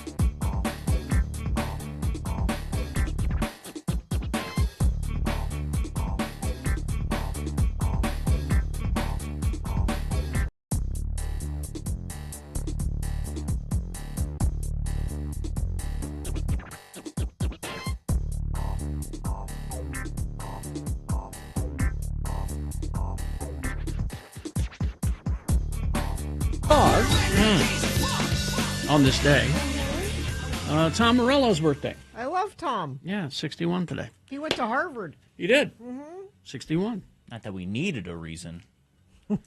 That is the town that frightened Spanish, or the band that frightened Spanish Fort. Yep. It's a long story. One of my favorites. Yep. All right, 7:26. Time now for Boner of the Day. 3 news stories. These will be examples of bad, stupid, or funny human behavior. You will decide with your vote of these 3 candidates which one is the worst, which one deserves to be Boner of the Day for today, May 30, 2025. We'll give you 2 candidates now, a third after the news. And once you've heard all 3, you will vote. One of you lucky random Boner voters will receive. It's a Boner T-shirt. Thank you. A Boner candidate number 1, lazy lawyering. This is Robert Gerke's story that we talked with him about yesterday. Finally came out in the paper today. Thought it would make a good Boner candidate. Want to hear it? Here it goes. In a Utah first, a lawyer was punished last week by the State Court of Appeals for filing a brief with a fake precedent created by artificial intelligence. The use of AI was discovered when several of the cases cited in the argument did not exist in court records, and the only references to supposed precedent were in ChatGPT's hallucinations. Yes, ChatGPT will make stuff up. Mm-hmm. Inaccurate information invented by AI chatbots. The lawyer who submitted the filing to the appeals court, Richard Bednar, acknowledged to the court that AI was used to prepare the brief. Bednar said it was done by a law clerk without his knowledge, and he did not fact-check the document before filing it with the court. The case at issue, ongoing for more than 5 years, involves a dispute between a former executive at a Layton company who's demanding payment for shares of the company after what he contended was an improper firing. Bednar sought to appeal a decision by a lower court in the Court of Appeals, and it used a case, Royer versus Nelson, as a legal precedent to support the argument. This is not anything that ever existed. Yeah. So this is AI will make stuff up. Mm-hmm. And you can use AI to help you maybe put together your documents to be submitted to court, but the information, you have to provide it correctly. Just asking ChatGPT to find me a precedent for this. Yeah. It's the dumbest reason to use AI, in my opinion. Yeah. But, it's my hope that this being punished will make other lawyers in this situation go, okay, we got to check this stuff. But it's my fear that we're dumbing down America. For sure. Oh, of course. You know, Yeah. because I don't have to do the hard work. I don't have to learn things because the machine knows it for me. Well, and it's kind of piggybacking on this story, but did you see, like, a couple weeks back, some guy brought an AI to the court to argue for him? No, I didn't see that. I need to pull up details about it. He had, Okay. like, a generative AI, like, be his lawyer, essentially. And Really? the judge was like, I'm not Yeah, we're hearing not it. doing playing. this. Go. No. Get out of here. So Boner candidate number 1, lazy lawyering. Boner candidate number 2, how about next time you bring more water and less mushrooms? I say water because apparently over the last week there have been like 10 different incidents that they had to call locally here, where they've had to call in rescue people for people being on hikes that didn't have enough water with them. 10 times. Okay. But this is a kind of funny side story for that. 2 hikers who got lost in the Cascade Mountains in upstate New York's Adirondack High Peaks dialed 911 to report the death of their friend. But a ranger who arrived on the scene found the duo in, quote, an altered mental state after ingesting hallucinogenic mushrooms, per a press release from the New York Department of Environmental Conservation. Their friend was fine. He just got separated from them on the hike. Third member of their party called and said, I'm not dead. We just got separated. You got to come find our friend. He died out there. The 2 hikers were escorted back to a waiting ambulance and a New York State police unit, while the friend was taken back to their campsite, to gather up the rest of the mushrooms and clean everything up. Boner candidate number 2. Next time, how about you bring more water and less mushrooms? Boner candidate number 3. Nancy is so beautiful and smart. That's right, says a totally real person. Boner candidate number 3 coming up after this. Big Boy News and Pinuendo brought to you by Efficiency and Adventure. Unite in the first ever 2025 Mazda CX-50 Hybrid AWD. Lease yours for just $299 a month or get 3.9% APR for 63 months from your friends at Bountiful Mazda, where you always get tires and oil for life. Be electric. Be Mazda at bemazda.com. The Department of Defense stated earlier this month that it officially accepted a luxury jet from Qatar to use as Air Force One, but legal teams for the U.S. and Qatari governments are now saying that deal isn't finalized, the officials told the Washington Post. According to a source, Qatar wants a memorandum of understanding between Washington and Doha to say the deal was initiated by the Trump administration and that Qatar is not responsible for any future transfers of the plane ownership. Sure do like that plane. It's a nice plane. Be nice if you gave it to me. President Donald Trump has repeatedly acknowledged the luxury jet as a gift from Qatar after his recent trip to the Middle East.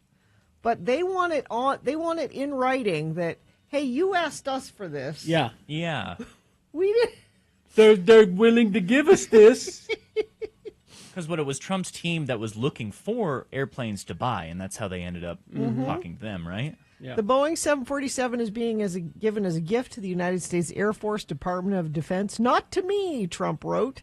It's a gift from the nation Qatar that we have successfully defended for many years. It will be used by our government as a temporary Air Force One until such time as our new Boeings, which are very late on delivery, arrive. And they'll both take about 2 to 3 years. The new Air Force One and the Gold Force One, or whatever you wants to call it. Yeah. It's going to take each one of them the same amount of time to get ready to be an Air Force One. Because the jet will require extensive modifications to meet the security and defense standards of Air Force One, potentially costing $1 billion. It's going to cost us more. By the way, so stupid. The current Air Force One, there's 2 of them. Yeah. They're fine. They're just fine. It's not like they're unsafe to ride it. No. They're just not nice. They're old. Yeah. It's not gold enough for me. It's not gold enough. I need gold to everything. I need gold everything. That's how I connect with the working man so easily. I've said it before. My only time I get on Facebook these days is to go into the deep unknown of the other side of the political aisle with like pro-Trump pages. I like just seeing what they have to say about things. And when that plane was gifted, just tons of comments on articles related to that. Please, Mr. Trump, they might have a bomb on board. Like, don't put it on. And I love how all of them talk to the articles like they're talking to Trump himself. He's going to read this. Please, Mr. Trump. I mean, the chances are he will read them because he doesn't do anything. It's true. He sits in he sits on his gold toilet and doom scrolls, and that's what he does. Ex-NYPD Commissioner Bernard Carrick, who was known as America's Cop. Remember when Rudy was America's mayor? He was America's Cop. And led the city's police department through the 9/11 terror attacks, died on Thursday after he was hospitalized with cardiac disease. He was 69 years old. Carrick, whose high-profile career was peppered with success and controversy, shot to prominence when he was named the Big Apple's top cop by former Mayor Rudy Giuliani in 2000 and presided over a 63% drop in violent crime. He was also your stop and frisk guy and Trump guy and a Rudy guy. Yeah, he was a bad guy.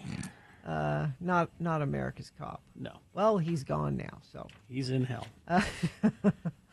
After more than a 2-hour finale Thursday night, Fazy and Zaki emerged from the Hive to win the championship at the 100th anniversary of the Scripps National Spelling Bee. I can't even pronounce this word he spelled. Eclaircissement. Eclaircissement? I no idea. Eclaircissement. Oh, and the E has an accent over it too. And I don't know if when you're spelling, if you have to say E, accent aigu, which is what that one is. What does that word even mean? Accent aigu. Does it say what that word means in the story? The 2025 script, which means the clearing up of something obscure. That is a horrible word. Just making it more obscure. I'm sorry, did I take your sports report for you? Actually, yes, but that's fine. I should have checked with you. No, it's I hate cool. it when Bill does that. It's to your me. thing. It's I normally hate your it- thing. I You get a hate it pass. when Bill does that. It's to fine. Me. Let's see. I'll just be on my phone for the next sports segment. This is a mini list embedded in the news. 7 ways you probably didn't realize you're accidentally eating mold at home. These are the Okay. kind of lists that I think are very important. If you're able to make a list out of it, it must be a thing. Using fridge water and ice. When was the last time you cleaned the water lines in your fridge's ice maker and water dispenser? Never. Mm-hmm. Exactly. But where there's standing water in a closed system, there's often mold, so it's a good idea to clean those out periodically. White vinegar is a good way to do that. Water from shower heads. Oh, We yeah. all use it as a water pick, don't we, when we're in the shower? Don't we do that? No. No? You never open your mouth in No, the I do that shower? before I get in. In the sink. But the shower head can have mold in it. Oh, and you can tell because all the hard water stains Yep. that also stick to it, at least here in Utah. Using an unclean coffee maker? How often do Yeah. you run like a clean cycle, like I just don't. hot water through it? Wait. Yeah, I haven't for a while. You should do it once a month, they're saying. Like one of those ones that make you a latte or something? That like Any coffee maker. Yeah, anything that has water flowing through it. Like the Mr. Coffee, for example, is the Yeah. You should just want to run just a plain old hot water cycle. I through clean it every day. But not running it through the system. Not. What do you mean? Mine's drip coffee. Oh. So it's Yeah.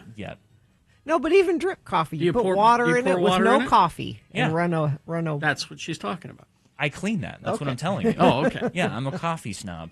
All right. Using dirty water bottles, so your refillable, your Stanley. Yeah. Boy, I'm just consuming so much mold. Oh, the funk that develops Yeah. on the rim of those guys. You gotta wash them. Yeah. Your wife will appreciate this, Carrie. Cleaning with old kitchen sponges. Oh, they are not old in our house. No, they are full of bacteria. Get rid of those, man. spores. Dirty toothbrush holder. Do you clean your toothbrush holder? There can be mold in there. That's where I'd get got in this list.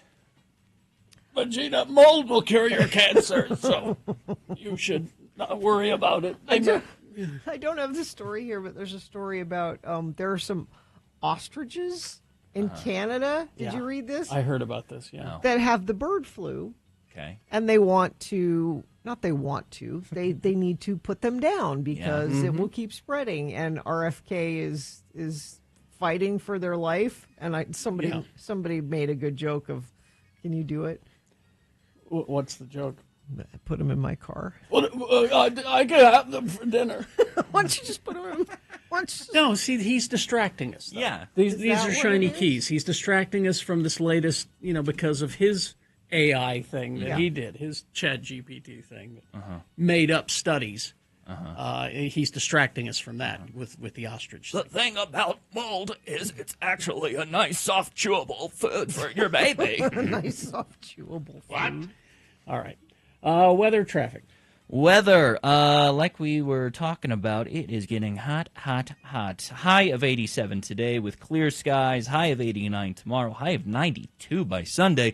Then it'll taper off a little bit as we get into next week, but it is going to be very warm starting out the summer season as of today. Taking a peek at traffic, we've had a few incidents pop up that is worth mentioning.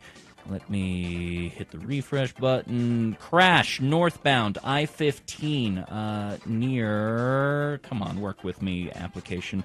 Near the crossing of I-215 over by Fort Boulevard, Union. I can't talk. Fort Union. I know what I'm doing here. So don't yell at me.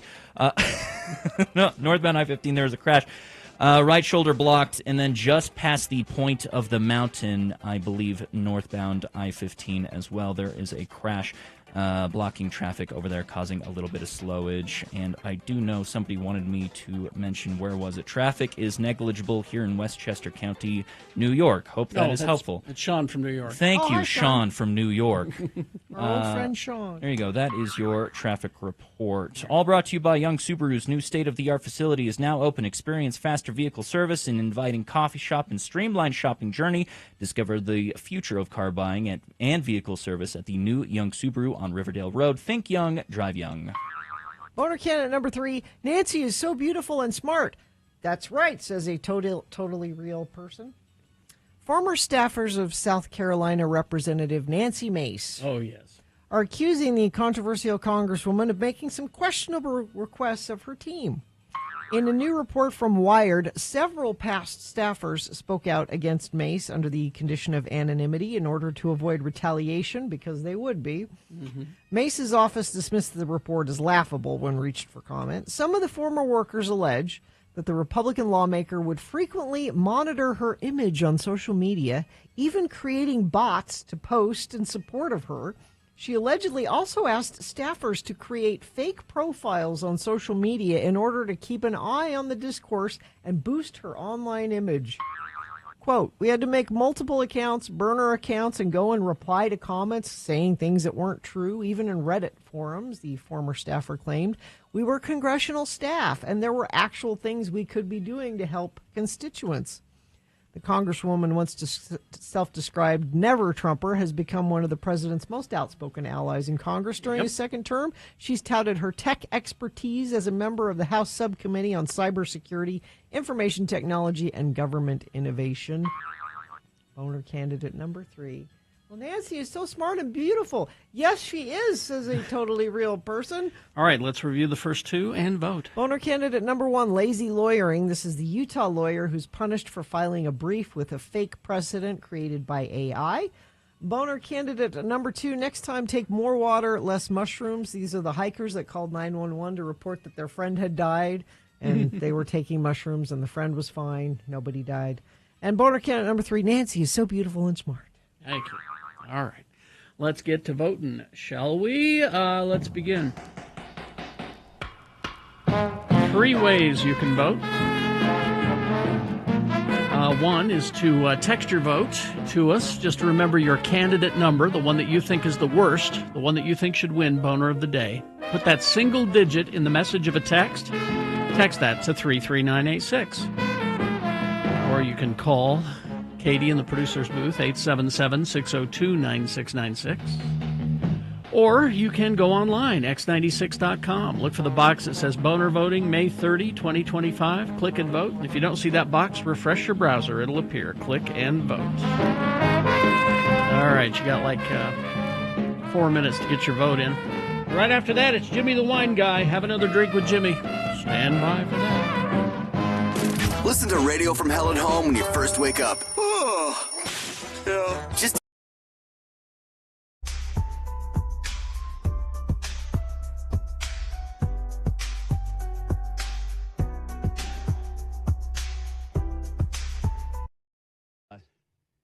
if now I know what you're doing. You're going to see, is it me, God? You're there, Margaret. Are you there, God? It's me, Margaret. That's what I said. I said something close to that. And is that all you'll do for Mother's Day? I mean, I don't know what else. Yeah, I mean that's the one activity. Is somebody doing something special for you? I don't know. Is it always a surprise? Because my wife makes it clear what she wants for Mother's Day every year, and that is, what do you want for Mother's Day? Leave me alone. That's essentially it. I want to go outside and work and plant plants all day, plant in the garden all day, and drink mimosas by myself. Leave me alone. I always planted with my mom for Mother's Day. Well, and that's historically what my kids have done on Mother's Day is I have a bunch of pots that I have out in the backyard, and they plant my pots for Mother's Day. That's my present. And I don't do anything because my wife is not my mother. But you should still. Don't you? She has children that can do things for her. She is the mother of your children. Aren't you grateful to her for that? She's not my mother. Birthed your children. She says, as a matter of fact, she says, "I'm not your mother." Do you do anything for Mother's Day, Carrie, with Sue? No, because she's not your mother. Well, no. It doesn't make sense. But I was thinking about it too, because somebody in the chat room. And by the way, if you don't know what the chat room is, you listen to this, you ought to maybe check it out. And it's kind of interesting to participate in there and so if you go to see what people are thinking about and talking about. If you go to the X96 web page or x96.com/ live, the chat room appears right below the video. Hi. And they post stuff all the time. And somebody had, I forget who did it, some guy, I think, found this ad for Andy's Chuck Wagon Buffet because we were talking about it on a best of, apparently. And I probably was telling the story of taking my grandparents there for their like 50th or 60th wedding anniversary because that's where they wanted to go. Could have gone to any place expensive in Ogden, which there weren't many places, but they wanted to go there. But he found this ad: enjoy your Mother's Day dinner at Andy's Chuck Wagon from noon to 8 p.m., serving our famous buffet. 35 delicious items to choose from. Andy's Buffet Chuck Wagon, 3684 Wall Avenue in the Kmart Plaza. Oh, yeah. and it's just a cheesy little ad that was probably in the Standard Examiner or something, but brought back a huge flood of memories of Andy's Chuck Wagon Buffet. And it made me kind of wish that it was there still. You would go, wouldn't I would you? go just to say For memories. Yeah. But I think that whole thing is, I don't even know if I could locate it anymore. I guess I have 3684 Wall Avenue, but I'm sure it doesn't look anything like that anymore. But no Andy's Chuck Wagon Buffet for Mother's sorry. Day. Nope. Somebody says, should I do something for my ex-wife? We have one child together. Absolutely, you should. She's, again, still the mother of your child. It would be a nice thing to... But they do have that one child who could do something. Well, maybe the child is a toddler. So they're never too early to learn. Do something for your mother. You have to teach them. Crawl over there and get her slippers. And crawl back with them. It's never a bad idea to do something nice for someone. You're looking for excuses not to do it. Not my mother. Not my this. She's my ex-wife, not my current. I'm always looking for excuses to not do something nice. I was pulling root vegetables when I was a toddler. Yeah. It's anyway, Mother's Day is Sunday, and actually my wife did say she'd like some lobster and some artichokes. So you'll make dinner. I'll for make her. that happen. Yeah, I'll make that happen.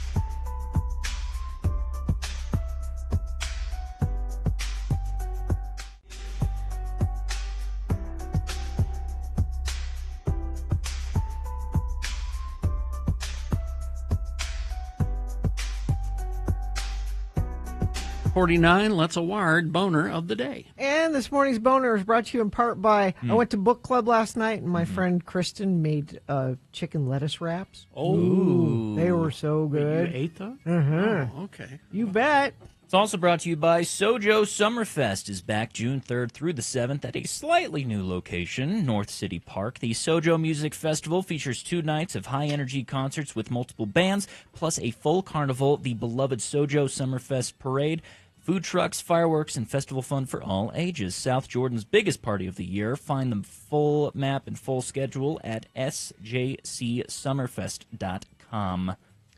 Boner candidate number 1, lazy lawyering. This is Robert Gerke's story in the Tribune today about a lawyer who was punished for filing a brief with a fake precedent created by AI. Never existed, not a real thing. Yep.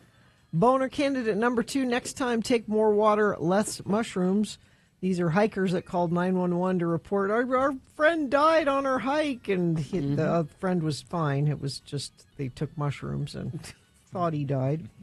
And boner candidate number 3, Nancy is so beautiful and smart. This is Representative Congresswoman Nancy Mace, who made former staffers create burner accounts to comment on her social media presence and make her look better. And Katie just sent me the winner, and it was by far and away boner candidate number 3, Nancy Rose. Nobody likes her. There you go. That's your boner of the day for today, May 30, 2025. Now qualified to be boner of the week. That'll be decided today at about 9:50 this morning when Dave the Flower Guy just strolls in here and tells us who is boner of the week. Is this sponsored? You know it. It's brought to you by our crafty cocktail partners down south in Utah County, Clearwater Distilling. This week we introduce a new cocktail. This week we introduce the Citrus Highball using their newly branded labeled vodka. Check it out at your nearest state liquor store or at the Clearwater Distillery store in Pleasant Grove, open Sundays. Hey, hey, hey! Oh, that's not Jimmy's. That's not Jimmy's theme music. Although I like hey, hey, hey. Have another drink. Have another drink, it'll make you feel better. Have another drink, it'll feel alright. If you feel down and you're under the weather, have another drink and you feel alright. Here he is, Jimmy Santangelo, wineacademyofutah.com. It smells citrusy in here. Yeah. Jimmy. We got the citrus highball with Clearwater vodka. I'm making this fresh in the moment, a la Manud. That's a fancy term for in the moment. What we have, Clearwater vodka is really nice. They have Utah Distillery distilling it here. The key with their vodka, it's majority corn, so it's got this nice rounder, great mouthfeel, full-bodied. But it's the filtration. They're doing a triple filtration, making it as smooth as possible. This vodka is great on the ice as a martini, but we're making the citrus smash. And what that is, not citrus smash, citrus highball. As soon as you hear the word highball, you need seltzer. You need some soda water or seltzer water. And you know the difference between soda water, seltzer water? I do not. What is the difference between soda water and seltzer water, Jimmy? I'm glad you asked. That's why he's here. So we have soda water is simply a tap water or a standard water with forced carbonation to it. Okay. Water and bubbles. Okay. Seltzer, minerality. And the minerality could even be as simple as salt. Yeah. So, you get a little bit of that in there. But what we have is a portion of, I thought this was about to explode on me, a portion of your vodka. And then I did a 1-to-1 fresh lemon I just pressed and simple syrup. And you make your own simple syrup. Yeah, I just did before coming in. 1-to-1 ratio of water and sugar. Shook it up in my mason jar, nice and hot water. Then I did a quick chill in the freezer. And then here's my soda water going in to float.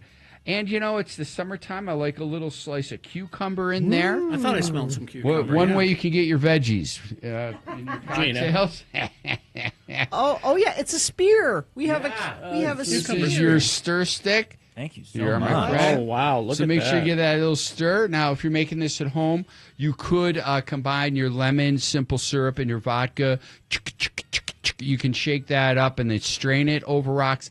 Then add your carbonation. Here I just combined everything in the glass for you in the studio. And here you have it. Oh, that's too easy drinking. Yeah, that's dangerous. I could just... And that's a pour. That's a 3 count of your vodka in there. So That's a glug, glug, glug. I like what you've given us here about the Clearwater vodka. They filter the hell out of it more than anyone else is willing to do. Yeah. Run that through the filter again. And there are a lot of vodkas out there that when you taste them, you're like, this could have been filtered at least one more time. Yeah, it's a little harsher, this is a nice clean vodka, and it's locally made. They have it's $19.99 at the state stores. $20 vodka. If you're not pouring this behind your well at the bar, you're spending more money for a product. And this is I love the bottle shape. There's new packaging, so they've got this decorative behind the label illumination. Really speaks of the mountains. On the label. Oh, okay. Yeah. It's kind of neat how that happens. It's like a diorama. Quite the special effect. Yeah. Very nice. Yeah, Clearwater, clean and smooth. And you want your cocktails to be nice and refreshing during the summertime. You might be moving away from the brown spirits, your rums, your Yes. whiskeys, your richer, heavier drinks. Not that I don't have those all summer long, but this is nice on the patio during the day. Yes. Something alternative to, say, a Sauvignon Blanc on the wine side. And you can control this. To what I want to say, you can control how much sugar you have in there. Maybe you can use honey water if you want. You can use agave syrup. Just keep it nice and clear and clean for you. This is nice. Look, I'm going to have my vegetables. That's what it takes. That's right. Soak them in That or- booze. I'm being so healthy. You're so healthy. That or lettuce wrap. Yeah. Yeah. That's our You're good for vegetables for the You're week. good for the month. I am. Yeah, good for the month. This is delicious, Jimmy. Thank you. Yeah, no, they do a absolutely good great. job over there at Clearwater. They also produce a number of other spirits there. And as you know, we talk about the events we do every other month when we select from cigars from the humidor and we pair it with select spirits, and then I create cocktails. So if you're ever wondering about, I'd love to just learn more about cocktails and this and that, and like how to make them, we walk through that whole process, the different mixing techniques, answering questions, and it's a real great educational, fun, and entertaining learning experience. Speaking of answering questions, Jimmy is here for our next segment. Call and talk to him, 877-602-9696. Any questions about liquor or beer or hospitality or restaurant recommendations or, you name it. Cucumber spears? Cucumber spears?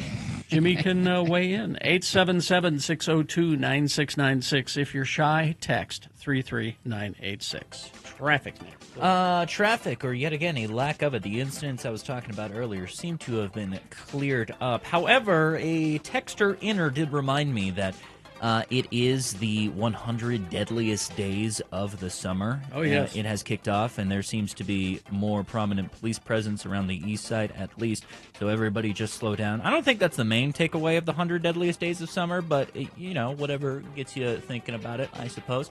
That is your traffic update, and you can always send me your traffic report for me by texting 33986. Thank you very much. All right, we will take a break. We'll be back more. Jimmy after this, 877-602-9696. And Beat Gina is on the way with some Finding Nemo trivia. Stand by for that.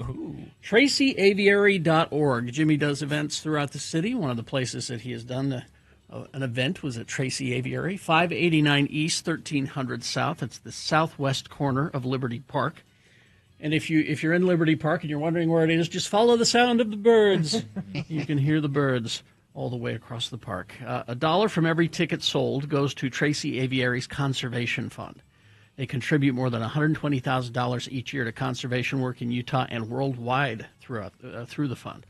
It's a great place to experience the world of birds, habitats, an oasis of tranquility and natural surprises in Liberty Park, home to over 300 birds, representing more than 100 different species from around the world, including many that are endangered or extinct in the wild. And they got the California condors there, and all kinds of different ones there. You can enjoy an interactive bird show, keeper demonstration, animal encounter, exhibit tours, all of that happening. Go to tracyaviary.org to plan your day, and then head on down to the southwest corner of Liberty Park. Tracy Aviary. Listen Up Radio from El Podcast.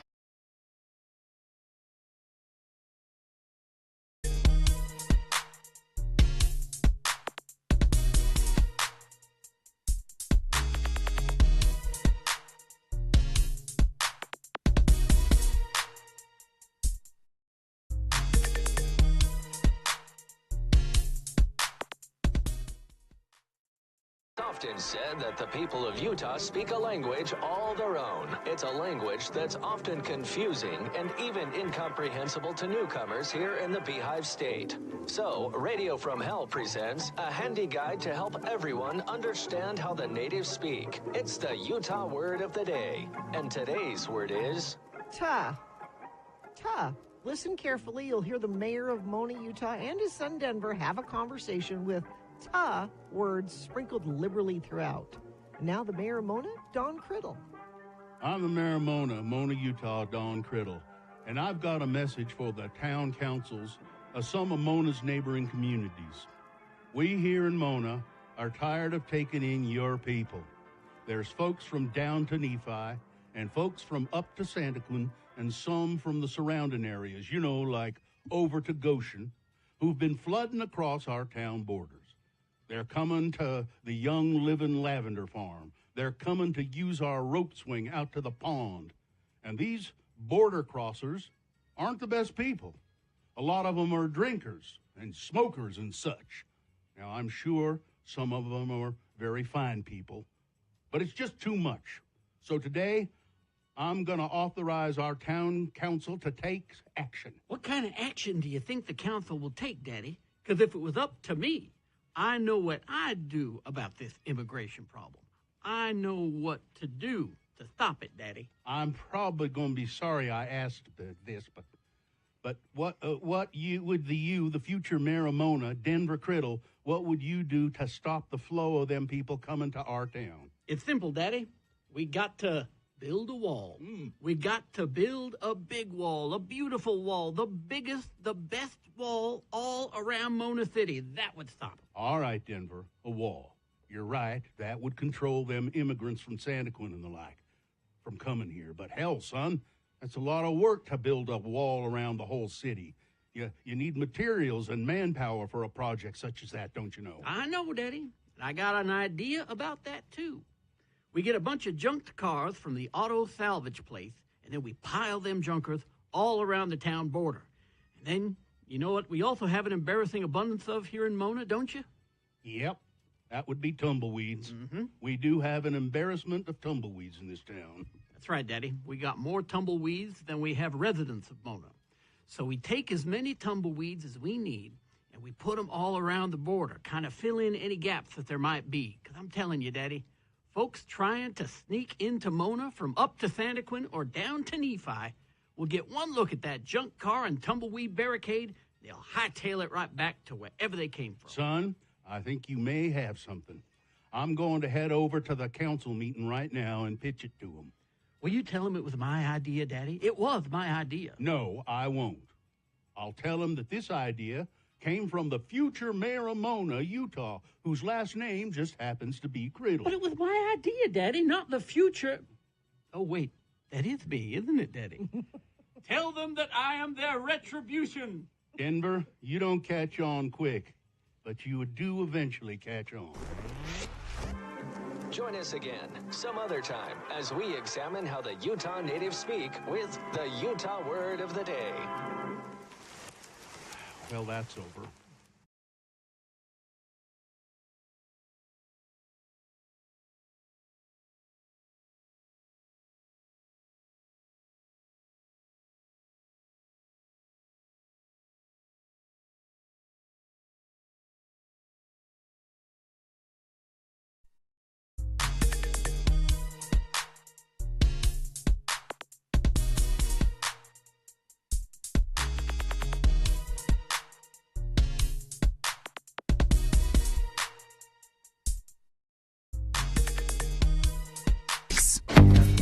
Sir, you wanted to see me? Yes, I have an assignment for you. I'm afraid it's not a pleasant one. Oh, my God. Please tell me it's not. Yes. It's Hitchcock-related. Son of a bitch. Detective Hitchcock is set to testify in court this afternoon. It's an important case, and I'd rather not get another call from the DA saying he showed up, quote, covered in condiments, unquote. So you want me to keep Hitchcock from spilling on himself for the rest of the day? We both know that's impossible. I'm counting on you. I won't do it. There's nobody else I trust. What you're asking is insane. I'm not asking. It's a suicide mission. Then prepare for death.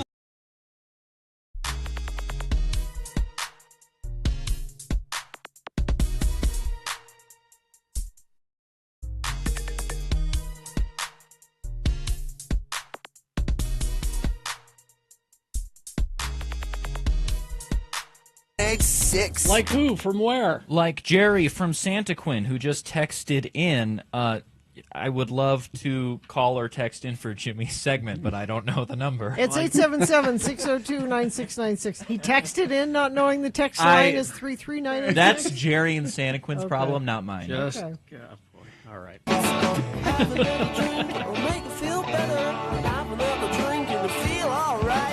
The weekend started off for some of our listeners already. Yeah. Jimmy the Wine Guy.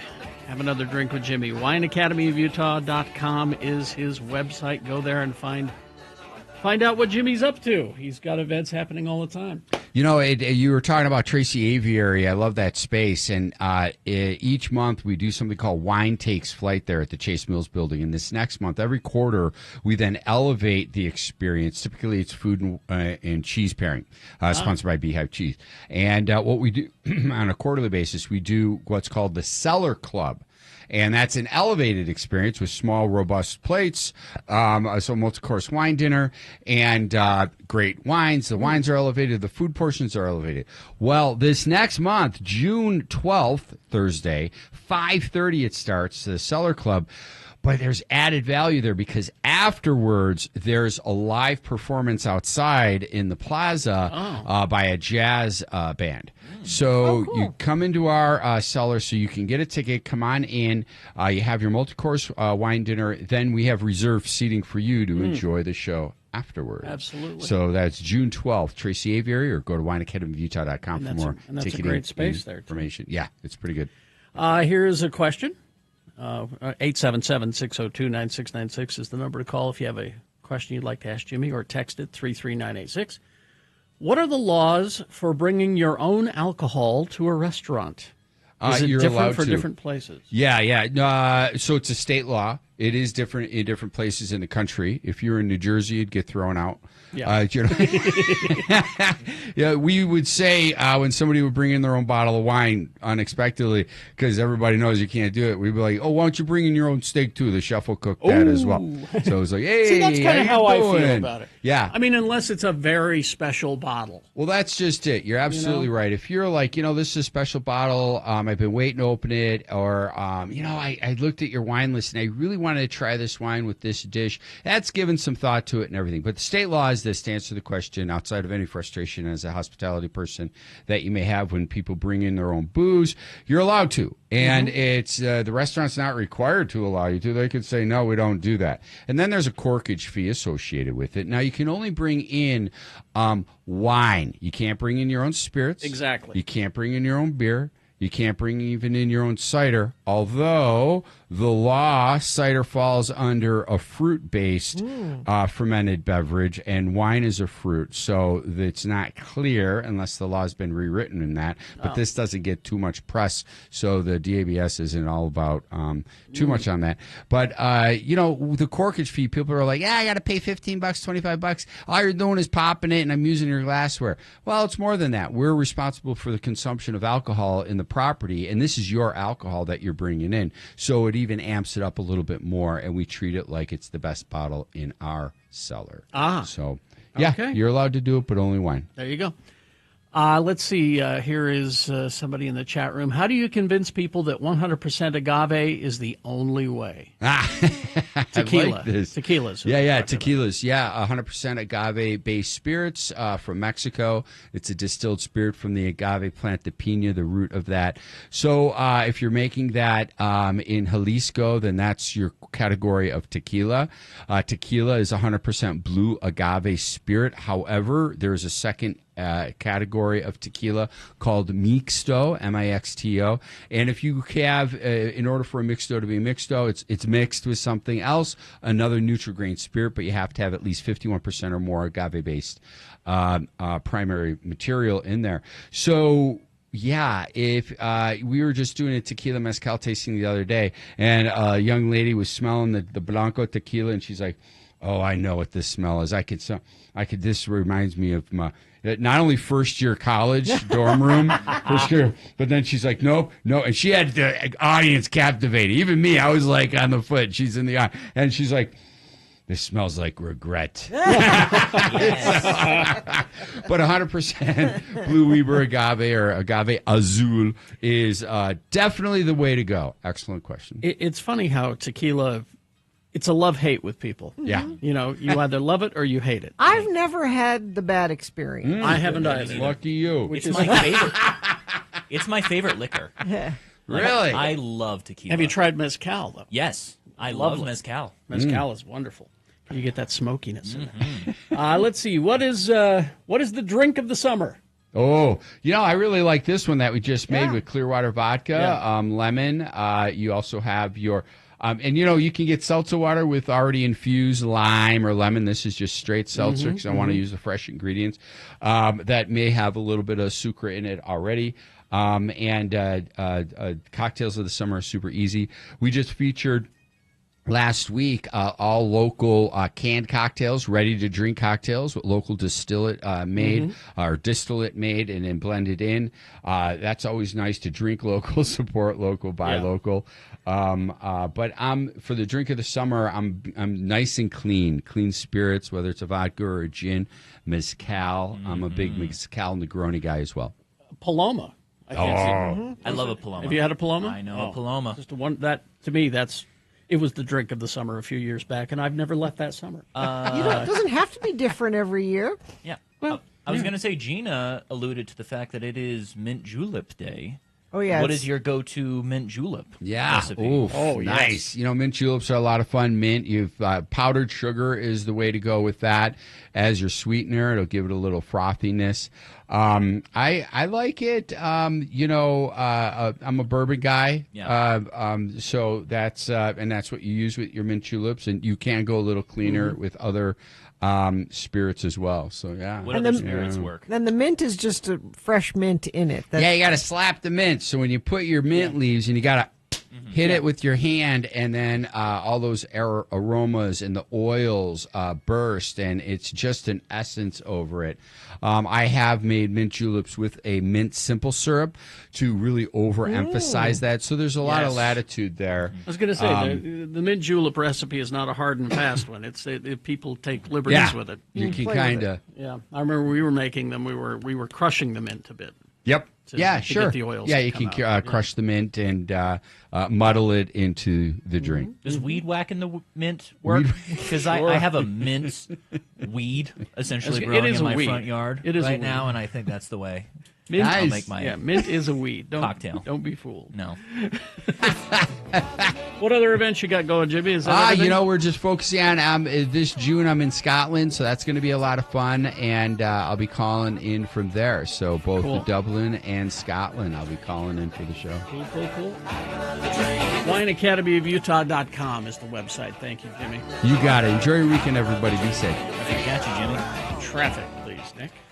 Traffic. There's just none of it out there, apparently. I'm not sure if people are checking out early from the short week that we already had or what's going on, but there is very much a lack of cars on the road. But you know what? I'm in here, and I blocked out the sun the other day here in the studio, so I can't see Jack. We can't even look out on the street. If you would like to text me your traffic, though, 33986 is the text line where you can do exactly that. All right.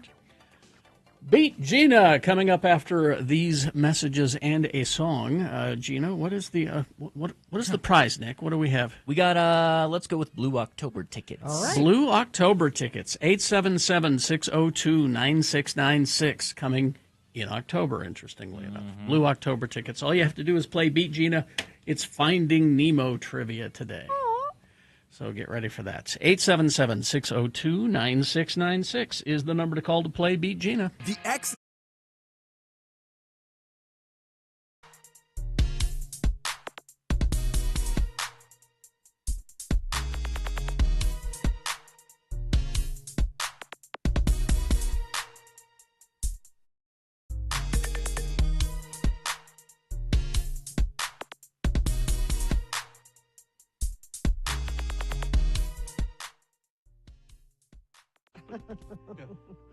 Yes, Fred. Mr. Folds, if you could... I prefer your happy, funny songs. Ben Folds will meet you someday, won't he? I'll meet him all right. That's right. But, Frank Christ is here, the celebrity Grim Reaper. That is, he reaps the souls of precious, precious celebrities, which is very hard for him because you love them, don't you? I love our precious celebrities, except that Ben Folds. I think I'm gonna... It's okay. Does he have to be such a downer? I was wondering, Frank. Yes? Or Mr. Reaper. I guess I can call me Mr. Frank. Mr. Christ. Call me Frank. Okay, Frank. Is there sort of one kind of certain thing that everybody has in common that they say to you when you appear to them? There's one word, yes. One word? Does it start with S? Yes. Okay. I thought so. That is, if I'm making a ranking Yeah, that would be 98% of the time. Most often heard. It's Yeah, O. It's O. Yeah, Mm-hmm. I got it. Frank Christ is the celebrity Grim Reaper. He's here to play a game we call Frank Christ Presents. They're fine. They're just fine. I have in front of me a list of 4 celebrities. And on this list of celebrities, 3 of them are... Well, they're fine. They're just fine. I've never met them. One of them, though, has said OS. And Frank has taken away. Do you hear that more than anything? 98% of the time, he said. Yeah. So we play the game with a contestant. Who do we have? Oh, let's see. Let's go to. I think Sarah is who the randomizer is picking. Sarah is here. Yes. Are you there, Sarah? Yes. Hi. How are you? I am. How are you? I'm fine. I'm just fine. Oh, yeah. That's good, Sarah. Sarah, you know how the game is played, I believe. I'll read you the names of these celebrities, and then you have to determine the one that has passed, that Frank has taken away in his electric scooter, or on his electric scooter. And Gina, what is the prize that Sarah might win? Tickets to see Noel Gallagher. You know, he's one of the Gallagher brothers from Oasis. And he's fine. With Garbage and special guest Metric at USANA on June 13th. All right, Sarah, here we go. These 4 celebrities are all male dancers, dance personalities, all right? Number 1, Tommy Tune. Tommy Tune, actor, dancer, singer, theater director, producer, and choreographer. Over the course of his career, he won 10 Tony Awards, the National Medal of Arts, and he also won a star on the Hollywood Walk of Fame. Tommy Tune is the only person to win Tony Awards in the same categories, Best Choreography and Best Director of a Musical, in consecutive years, and the first to win in 4 categories. Number 1, Tommy Tune. Number 2, Mikhail Baryshnikov, Soviet-born Russian-American dancer, actor. He was the preeminent male classical dancer of his time. He subsequently became a noted dance director. He was born in Riga, Latvia, in the Soviet Socialist Republic. Baryshnikov had a promising start in the Kirov Ballet in Leningrad before he defected to the West. He defected in Canada. Number 2, Mikhail Baryshnikov. Number 3, Alvin Ailey, dancer, director, choreographer, and activist who founded the Alvin Ailey American Dance Theater. He and his affiliated school, the Dance Center, as havens for nurturing black dancers and artists, expressing the universality of the African-American experience through dance. Ailey, by the way, loathed the label black choreographer and preferred to be known simply as a choreographer. He was notoriously private about his private life. Number 3, Alvin Ailey. And number 4 on the list, Ben Vereen. Vereen gained prominence for his performances in the original Broadway productions of Jesus Christ Superstar. He got a Tony nomination for that. And for Pippin, for which he won a Tony Award for Best Actor in a Musical. Vereen has also starred in numerous television programs and was well known for playing the role of Chicken George in Alex Haley's TV miniseries Roots, for which he received an Emmy nomination. Don't forget 10 Speed and Brown Shoe. 10 Speed and that's right, Frank. He was in Frank knows. 10 Speed and Brown Shoe with Jeff Goldblum, a series that was on for like 12 episodes. Maybe a season. And it was really fun. But I own the DVDs. Oh, really? I'd like to borrow that from you sometime. Sure. So there you go. Those are 4 dance celebrities. Sarah, who was dead? Is it number 1? Number 1, Tommy Tune. No, I'm sorry. He's fine. He's just fine. Is he fine, really? Yes, he is. Tommy Tune is 84. You know, he's 6'6". Wow. Have you ever seen? I mean, he's got legs that start at about 6 feet. I'll have to fold him in half to fit him in the sidecar. Yeah, when the time comes. When the time comes. Let me give you another chance here at this, Sarah. Is it Mikhail Baryshnikov? Is it Ben Vereen? Or is it Alvin Ailey?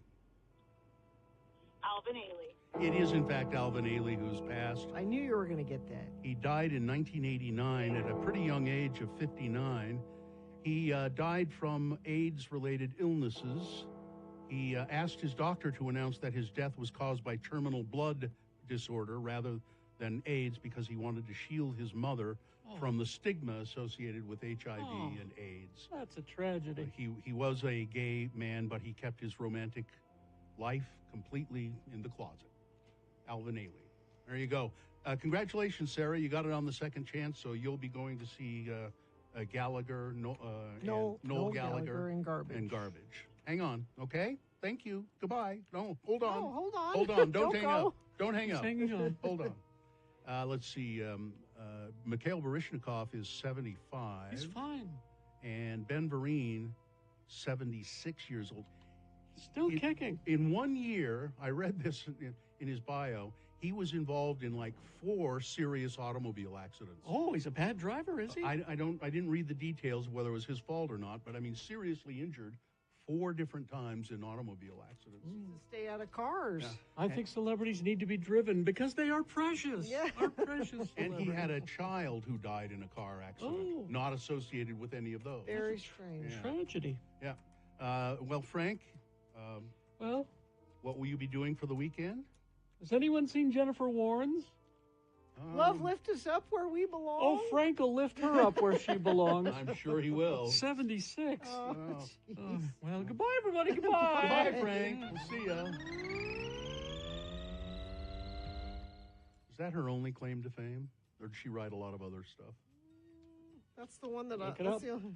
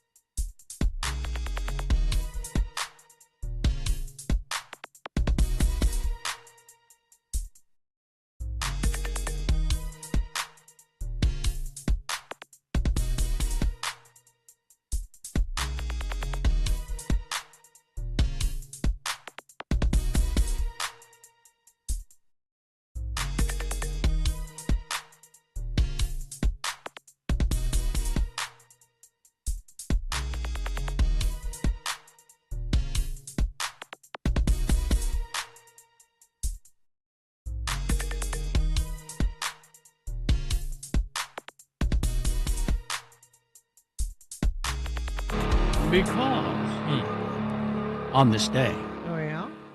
45 years ago, Oh, yeah? Peter Gabriel released his eponymous third solo studio album featuring a lot of great songs. It's a good album. It's the one with his face is melting on the front, you know. Intruder, No Self-Control, Family Snapshot, Games Without Frontiers, Biko. But I decided to pull out that one. Thank you. I don't remember. All right. Is this a sponsored feature? Yes, it is. Tired of paying too much for concerts? Experience great live music and enjoy adult beverages without paying stupid prices at Salt Lake's coolest venues. Don't miss A.V. Kaplan with Gutierre Brown this Friday, June 6th at the Commonwealth Room. Get tickets at thestateroompresents.com. It's Nickiola checking in for my uncle Nick? Johnny Ola. Nikki, are you okay? Allergies are killing me right now. Oh, I'm sorry, Nikki. Hey kids, what's better than the feeling of water in your hands? Taking that feeling on the go, of course. What? Yeah. Oh. Check out the latest sensation water wigglies. It's water in a bag. Shake it, jiggle it, turn it inside out. It's basically water in a bag. Water wigglies. And now, Oh, Nikki. wiggling his way to the stage. Oh, Nikki. It's your host, Oh, Nikki. Carrie Jackson. My goodness. Thank you, Nickiola, everybody. Some Flonase. Also, something. Not too much Flonase. I'm sorry. You'll be all right. I'm sorry. All right, the randomizer has picked a contestant. Wow. You'll be playing against Jamie today. Hi, Jamie. Jamie, are you there? Hey, I'm here. All right, Jamie, we're going to toss a coin to see who goes first. It will give you the advantage in the game if you call it correctly. Heads or tails? Heads. All right, see what happens here. It is heads. Oh, you are one step closer to winning what? Blue October. Blue October tickets. Blue October tickets. All right. Nice. Worry about Nikki. All right, Jamie, because you won the coin toss, the first question is for you to answer exclusively. It's multiple choice, pop culture trivia. If you get it correct, you get the point. If not, that Gina. She's been lurking like a shark, waiting for you to slip up. She'll answer the question correctly and steal your point away. I'm circling. And we'll go back and forth till one of you gets 3 points. Finding Nemo was released on this day in 2003, and so is Finding Nemo trivia. First question is for you, Jamie. Let's see. When Nemo was put in a fish tank, what new name did the other fish give him? Oh, come on. It's an easy one. Is it? Well, let's find out. Is it 1, fish food? Is it 2, shark bait? Is it 3, low ratings, fake news? Or is it 4, thou hast such a February face, so full of frost, of storm, and cloudiness? I'm going to say fish food. Fish food, huh? Oh. This was easy. Sorry, that's shark bait. Ooh, ha, ha. Shark bait. Shark bait is the correct answer. 1 for Gina. Oh, Nikki. I'm so sorry. Gina. Yes. Next question for you. What was written on Darla's purple sweater when she arrived at the dentist for her appointment? What was written on her sweater? Was it 1, when I want your opinion, I'll remove the duct tape? Is it 2, you're either a smart fella or a fart smella? Is it 3, death rock, or 4, rock and roll girl? Rock and roll girl. Rock and roll girl is correct. 2. My goodness. Oh, Nikki. 2 points for Gina. Nikki. Are you going to make it through this? All right. Jamie. Yes. What was the name of Marlin's wife, Nemo's mother? What was her name? Is it 1, Mrs. Premise? Is it 2, Mrs. Conclusion? Is it 3, Carol, or 4, Kimberly? Oh, my gosh. Wild guess here, 3, Carol. Carol is correct. The point goes to her, but Gina, I'm fighting it. I'm fighting it. You're getting there. Gina, you can do another one. Okay. All right, Gina? Do another one. Gina, let's go with, let's see. Here we go. Where did Nemo and his family live? Okay. And the ocean is not correct. Right. Is it 1, 50 West Broadway, Suite 200? Yes. Is it 2, 1313 Mockingbird Lane? No. Is it 3, in an anemone? It's hard to say. Or 4, in a coral reef cave? Don't hurt yourself when you're trying to say anemone. Correct. Miss Wells, taking it far and beyond. Gina Barberi wins the ticket. Does she win the that's 3? Yeah, I got it. That's anytime it's Wow. Go take a shower, Nicola. Wow. I'm sorry, Jamie. Jamie, I think because you had to put up with Nikiola's sneezing, even though I beat you, we're going to give you those Blue October tickets anyway. Oh, nice. Thank you so much. Hang on the line. We'll tell you how to get those tickets. That sounds like a nice thing for you to do, Gina. Sure. I got a water wiggly that I got to sneeze it. Wow. There we go. That was annoying. Yes. And now Nick is just fine and back in the studio. Wow. There he is. It's magical. It's back in the studio and he's just fine. Amazing. Big Boy News now brought to you by. Dive into Shark Summer at Clark Planetarium. Experience the jaw-dropping IMAX film Shark Kingdom. Grab limited edition shark gear and explore shark-themed fun for the whole family. It all starts Memorial Day weekend and runs all summer. Don't miss it. Adventure is circling. Thank you.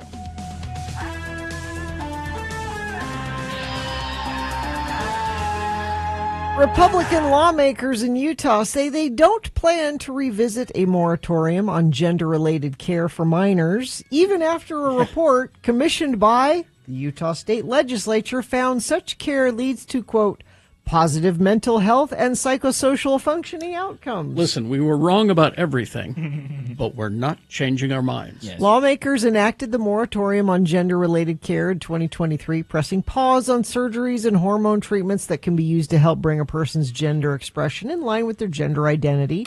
The law, SB 16, also directed the Department of Health and Human Services to review the evidence of, quote, hormonal transgender treatments for minors. Listen, the point of doing this was cruelty and distraction, all right? That's all. At the time, GOP lawmakers who supported the law said the goal was to protect youth, although the American Academy of Pediatrics recommends certain treatments for children and teens with gender dysphoria. Lawmakers argued there was a lack of research on the long-term impacts of those procedures on children. So they did the research. Spencer Cox said, I believe this one is the right bill, the one that approaches it the right way in January of 2023. We're going to push pause on the research. We're going to gather all the data, make sure we're not doing any long-term harm to young people. I think that's a reasonable approach, the governor said that. In the 1,000-page report, published quietly on the legislature's website last week, concluded that, quote, conventional wisdom among non-experts has long been that there are limited data on the use of gender-related hormone therapy in pediatric patients with gender dysphoria. So this is not surgery. No. This is just the hormone. Gender-affirming care. Yeah. However, results from our exhaustive literature searches have led us to the opposite conclusion. But they wanted yeah. the outcome to be different, and it just wasn't. And they're not going to change their minds because cruelty is the point. Of course. But Republicans say they're not interested in revisiting SB 16, even in light of the report. Representative Katie Hall, our Ogden, the floor sponsor, and Representative Bridger Bolander of Grantsville, chairman of the House Health and Human Services Committee, say they intend to keep the moratorium in place. So even though the report that they commissioned, just because it didn't come up with the result that they wanted. So I want to take a look at that term, gender-affirming care. Yeah. Boob job. Gender-affirming. Gender-affirming care, right? Okay, make those illegal. What about or hair transplants? Hair transplants. Yeah. Make those illegal. Yeah. All right. It's cruelty is the point. It's stupid. Speaking of all this, Riley Gaines. Oh, God. Clapped back at former ESPN and MSNBC host Keith Olbermann with an official challenge on Wednesday. Oh, so now she's okay swimming against a man. Exactly. Okay. After he said Gaines was, quote, somehow a worse swimmer than she is a MAGA stooge, which is kind of funny. Mm-hmm. Olbermann said on X Riley said she would have clearly won her race. She's a swimmer against Leah Thomas if Leah Thomas were not transgender. Just not the case Not at all. the case. Not at all. Riley Gaines finished 85th in the Olympic trials. She finished tied for 5th in the only race including a transgender athlete. Mm-hmm. If there had been none, she might have finished 4th or 5th. And actually, didn't John Oliver say that she tied for 5th place? That's who Olbermann was quoting. So people still would have beat her, regardless. Yes. Right? Okay. And they were all women that Yeah. had beat her. And the transgender person did not win. No, they tied for last place. Yeah. It's such a grift. It's crazy. Oh, yeah. You know, it's clicks. crazy. It's clicks. That's all it is. Well, people only read headlines and then Exactly. they get mad. And then It's clicks. But, she challenged Olbermann to a swim. Yeah. He's like, he's 66, Yeah. got a bad Oh, knee. yeah, okay. You know, John, Yeah. all he's doing is quoting John Oliver. Yeah. And that's a good, if you watched Last Week Tonight, or if you haven't seen it, that's a That's a good great one. episode. That you need. They're all good. but- Because he makes some points in there Yeah. about in some cases we should look at it. Yeah. But here are the cases where they're discriminating and it's all wrong. Yep. You know. You know what else is wrong? Sydney Sweeney's taking a page out of Euphoria co-star Jacob Elordi's playbook, repurposing her bathwater for rabid fans. The actress, 27, previously stripped down and took a dip in a bubble bath for soap brand Dr. Squatch, promoting the brand's natural body wash. Now she's taking the eco-friendly route with the company packaging the same suds from the ad into a brand new product. called Bathwater Bliss. The limited edition bar soap is formulated with exfoliating sand and pine bark extract, as well as just a splash of Sweeney's soap that she was bathing in. So the soap itself is made up of, theoretically, this bathwater. The bathwater. Supposedly. Because that was like, I forget, I don't even remember the name of the person. It was like 5 years ago, there was some person who literally sold bathwater. Yeah, it was the other person that was on Euphoria, right? So the thing with, the Jacob Elordi. Yeah. When your fans start asking you for bathwater, you can either ignore it or turn it into a bar of Dr. Squatch soap, the newly single star said in a press release. It's weird in the best way. I love that we're creating something that's not just unforgettable. It actually smells incredible. Great.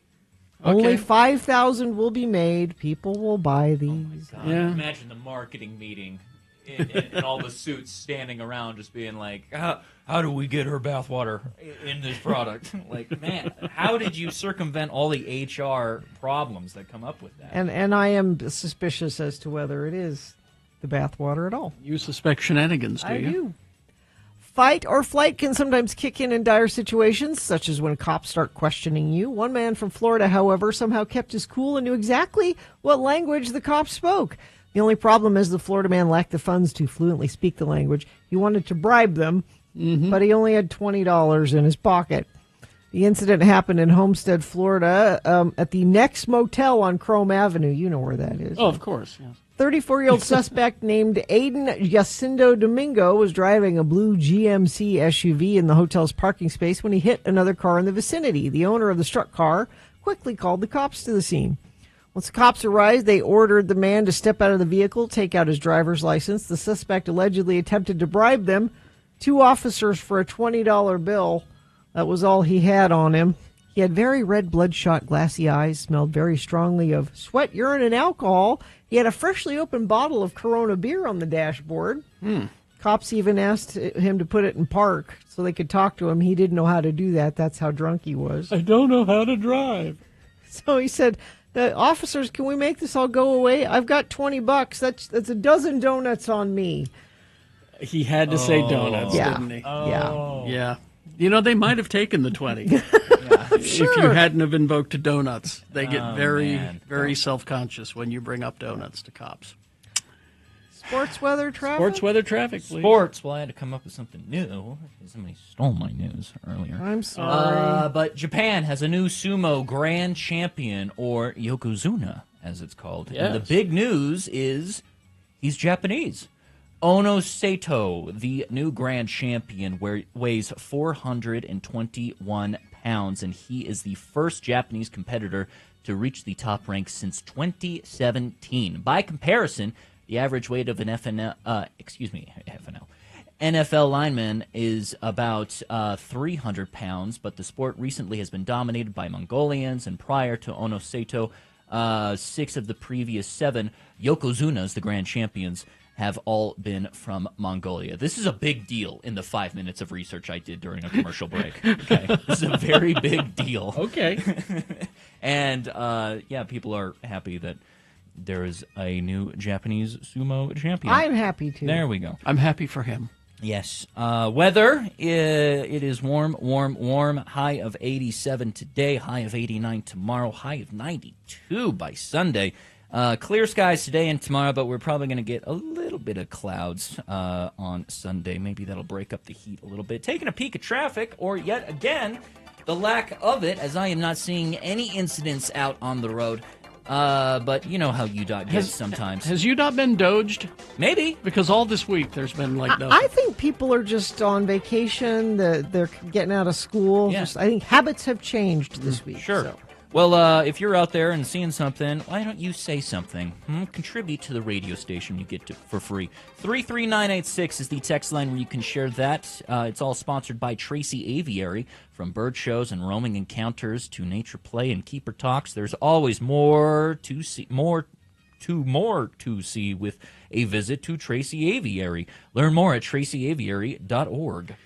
All right, 8:40. We're going to take a break after these messages. Of course, Victoria is here with the Secret Lives of Secret Mormon Lives Wives. of Mormon She Wives. watches so we don't have to. And I'm grateful. This is a service she Yes, provides. I am grateful for that. I've caught glimpses, so I'll be able I've to got participate. thoughts on this show. All right, coming up. Stan.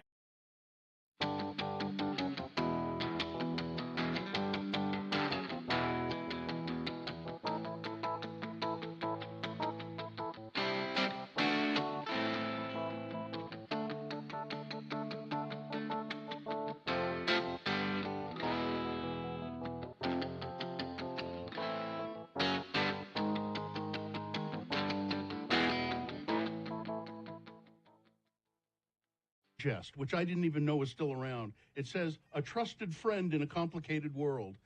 56 pranks you can pull on people on April Fool's Day. 56? Yeah. Now, I'm telling you, I'm not going to read all of them, obviously, but if you did any of these things, you're a jerk.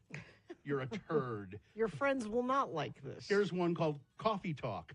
If you know somebody who drinks coffee and they put sugar in it, sneak salt in the sugar bowl. Don't do that. So that when they put the salt in their coffee, wouldn't that be funny? No. How about peanut butter and jelly, or peanut butter and laughs? It says here, get some crunchy peanut butter and surreptitiously smear it on somebody's shoe, because you know what it'll look like. You know what?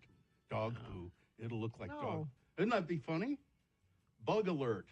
Put out a sign that says this property infested with bugs, and then put it on your front door.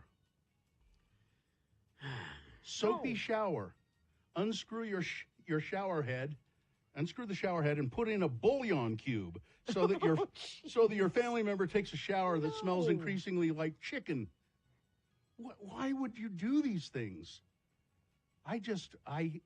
What a horrible thing to do. It's the worst holiday. Here's one called Bad Wrap. Completely wrap a loved one's car in saran wrap. Oh, I hate that one. And then shoot silly string all over it. Silly string. Yeah. Silly string makes everything better. Gross out. Pretend that you're going to the bathroom and call your kid asking for toilet paper. When they come into the bathroom to hand you the toilet paper, accidentally smear melted chocolate on their hand when they pass you the roll. No. April Fool's Day. I'm so glad we don't have to work tomorrow, that April Fool's Day is on a Saturday. I'll warn you now. Next year, it's on a Monday. Yeah. And I have something prepared. Already? Yes. For next year? I've had this prepared for 2 years. Okay. Really? Okay. I'm just waiting for April Fool's Day. It's a prank? Mm-hmm. I'm going to take the day off then. I'm going to ask for it now. I'm going into work day right now. No, you're going to be in on it. Oh, okay. Oh, okay. Yeah, there are 56. There are 56 here. I just don't. Please don't do any of these things. Here's a texter. Yes, thank you, friend, for ruining my coffee and wasting my money. Oh. Yeah. You better buy the coffee for them. Pull the old switcheroo on a bathroom toilet paper roll, replacing it with a large roll of white duct tape. You see? No. Now, Katie doesn't like April 1st because it's the anniversary of the car accident that totaled her Rogue 4 years now. Mm. So. And today... Oh, no, wait. Now, are we still... Is our contract run out before next April? No, because we signed We'll still be it, here? Yeah. Okay, all right. Yeah. And today, just on a serious note, today, March 31st, it was my mother's birthday. Oh, yes. Nola. Yeah, Nola's birthday. And I remember her fondly almost every day anyway. Yeah, but especially. And she died like March 12th, I think it was, something like that. And I went up to the Ogden Cemetery and said, hey. Hey, Mom. On March 12th. April 1st is the holiday for every person you know who is passive-aggressive. Yeah. If you're going to Savannah, check out the baseball team Bananas. Oh, okay. Total different kind of game. It's on my bucket list. Gina doesn't care for bananas. Yeah. But we like to go to a baseball game. April Fools, my brother put bouillon cubes inside of my shower head. Yeah, that's just the one I read. Yeah. It's terrible. Get a whoopee cushion. These are from the Reader's Digest. I can't believe it. How about, let's see, you want one more here? Sure. One more. Honk. Write on a large piece of paper, honk at me. Tape the sign to the back of your friend's car. So that they don't know it there, and they'll wonder why everybody's honking at them all the time. You see? Yeah. You see? It'd be funny. Okay. Might cause an accident, even that'd be even sounds, funnier. Sounds like a day to stay in bed. That's what it's. Yeah. Just avoid the possibility of any of these things happening. All right.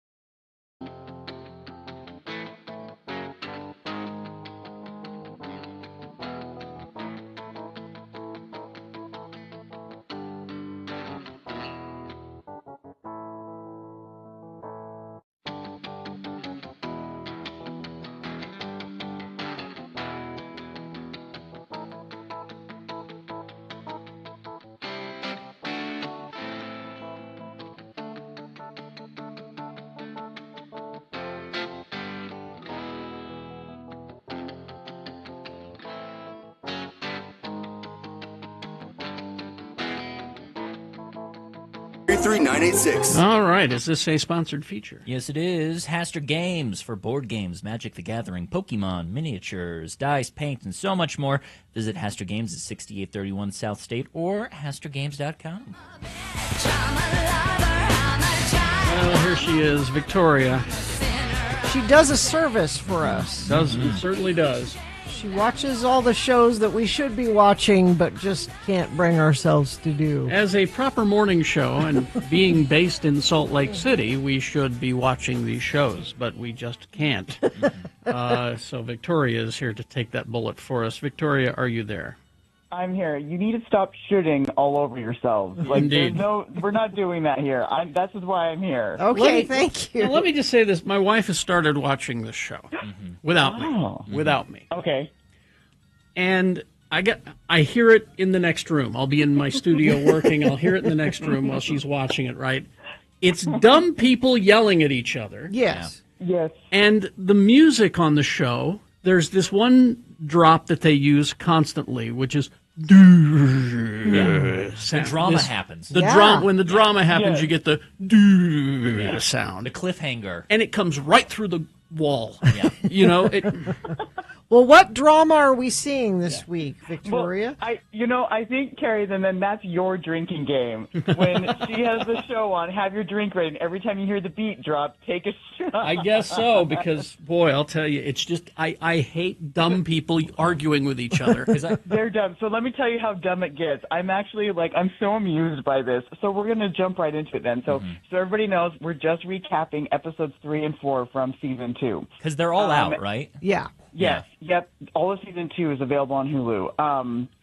And so they start them off. They like calling their episodes the Book of. So we've got the Book of Retribution, the Book of Taboos, whatever. So episode 2 ended with this Halloween party, which I was so in for this fight between Taylor and Dakota and Chase. But so we wrap up that fight, and then the party evolves into what I'm calling Chippendale versus Bieber. Yes. And so go to my Instagram at Judgy Empath. I posted a picture of this. This is so dumb. Oh, jeez. So at the Halloween party, you've got one of the husbands dressed up as Chippendale, and then this ex-husband dressed up as Justin Bieber. So what happens is Demi's husband is Brett. And this guy Chase is Taylor's ex-husband, for those of us who care. Okay. Or, sorry, Miranda's ex-husband. And so Demi says that Chase touched her as he was leaving the party. They showed this video multiple times. I think it's inconclusive on what Chase did or didn't do, but whatever. Yeah. So Demi runs to her husband and says, Chase touched me. And so Chase is out on the front lawn getting ready to leave, and he has just been yelling and fighting with Taylor. So he's not a good guy. But anyway, so he's out on the lawn, and Demi's husband, Brett, is dressed up as a Chippendale, comes running out on the front lawn to confront Chase and say, don't disrespect my woman. And so it looks looks like they're going to go toes and start fighting. They ultimately don't. But I was laughing so hard at this because it's so funny on these shows where they have these themed parties and you've got people dressed up ridiculous and they have these fights. It's just so crazy. Anyway, so they don't get into a fight. And then what's so gross is in confessional, Demi's like, "That's my man." Yeah. You're proud of that? I've been watching snippets of this. My wife is also watching it, and I kind of walk in, and I did catch this scene. And like the guy in the Chippendales outfit actually seems like a good dude who, his wife told him something happened. He was just standing up for her, but the wife was garbage and was inflating. Basically, sicked him on another turd of a human being. But, yes.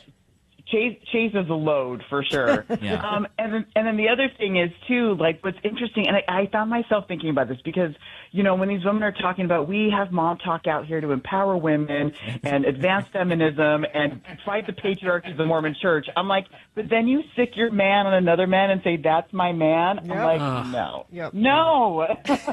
Anyway, then this devolves further because the police show up, and this party's at Jesse's house. Remember, I can't tell the difference between Jesse and Demi, They look the same. it could be Desi. They all look the same.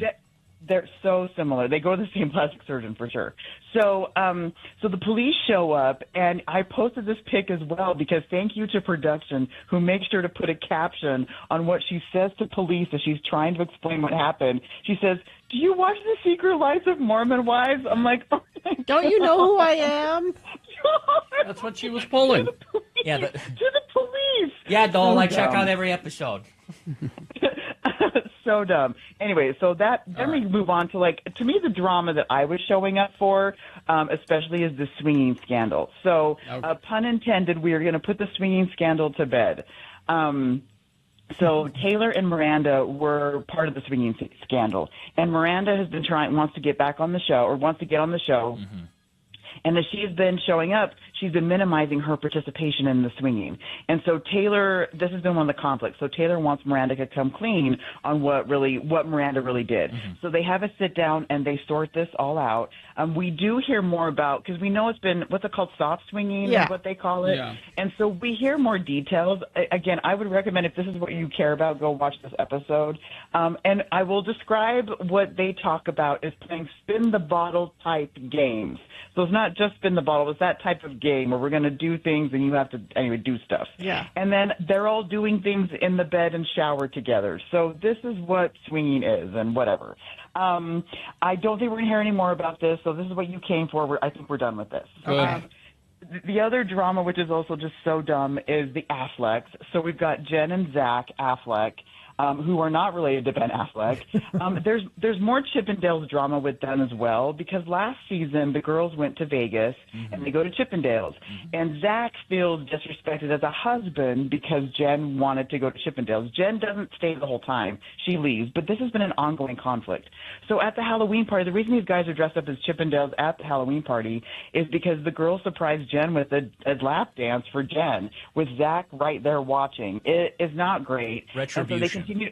Exactly. And so they keep fighting about this. And Zach does confront the husbands later who were participating as Chippendales, saying, "You disrespected my wife." So we end up in this, confrontation. And they said, "We were told that Jen knew about this. So we totally get why you would feel bad, but we thought you knew what was happening." So anyway, whatever. And then the other thing is Jen and Zach have been estranged, and they've been trying to get back together. And then Jen in this episode finds out that she's pregnant. And I'm like, nope. They already have 2 kids.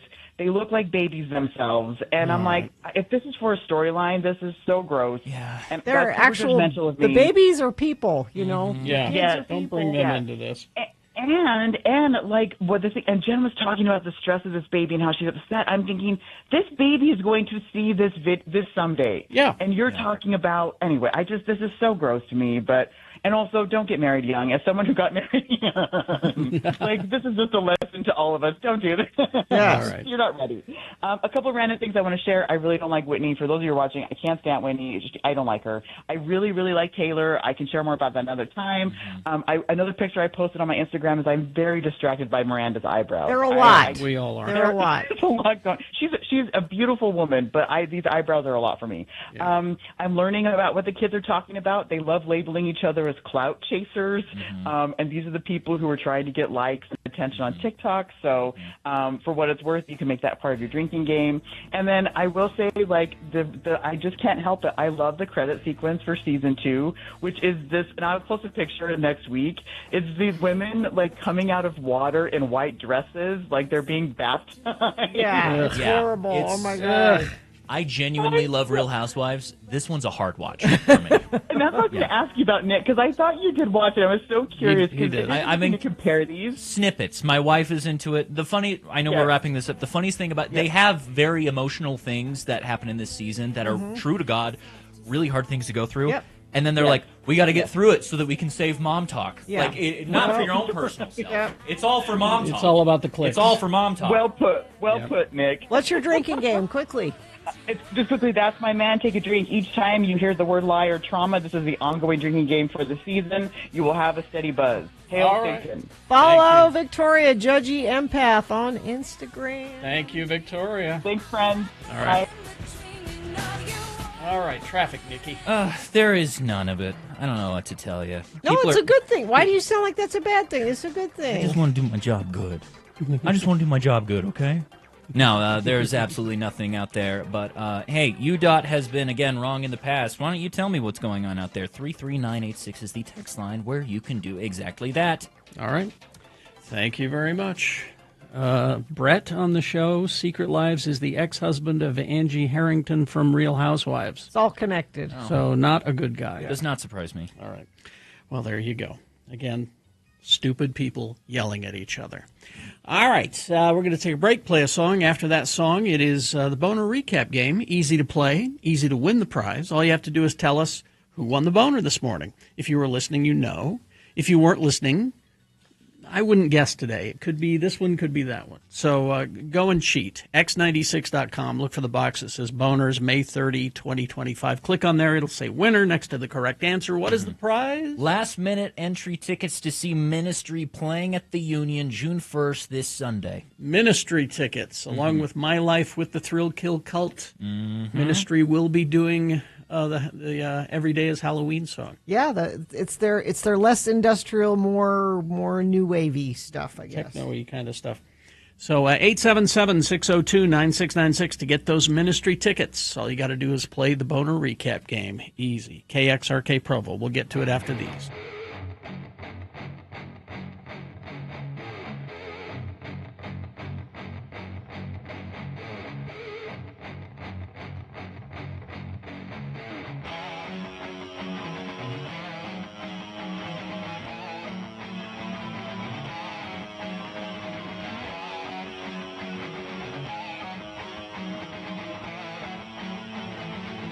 All about Gina Barberi. Of course. I mean, it really is all about Gina.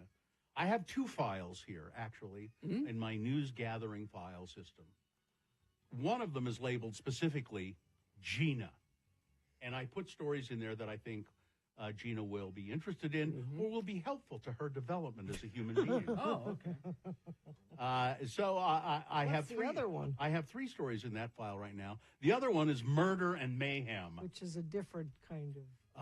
So I'll tell you the stories that are in the Gina file. Okay. Three stories that might help you as in your development as a functioning human being.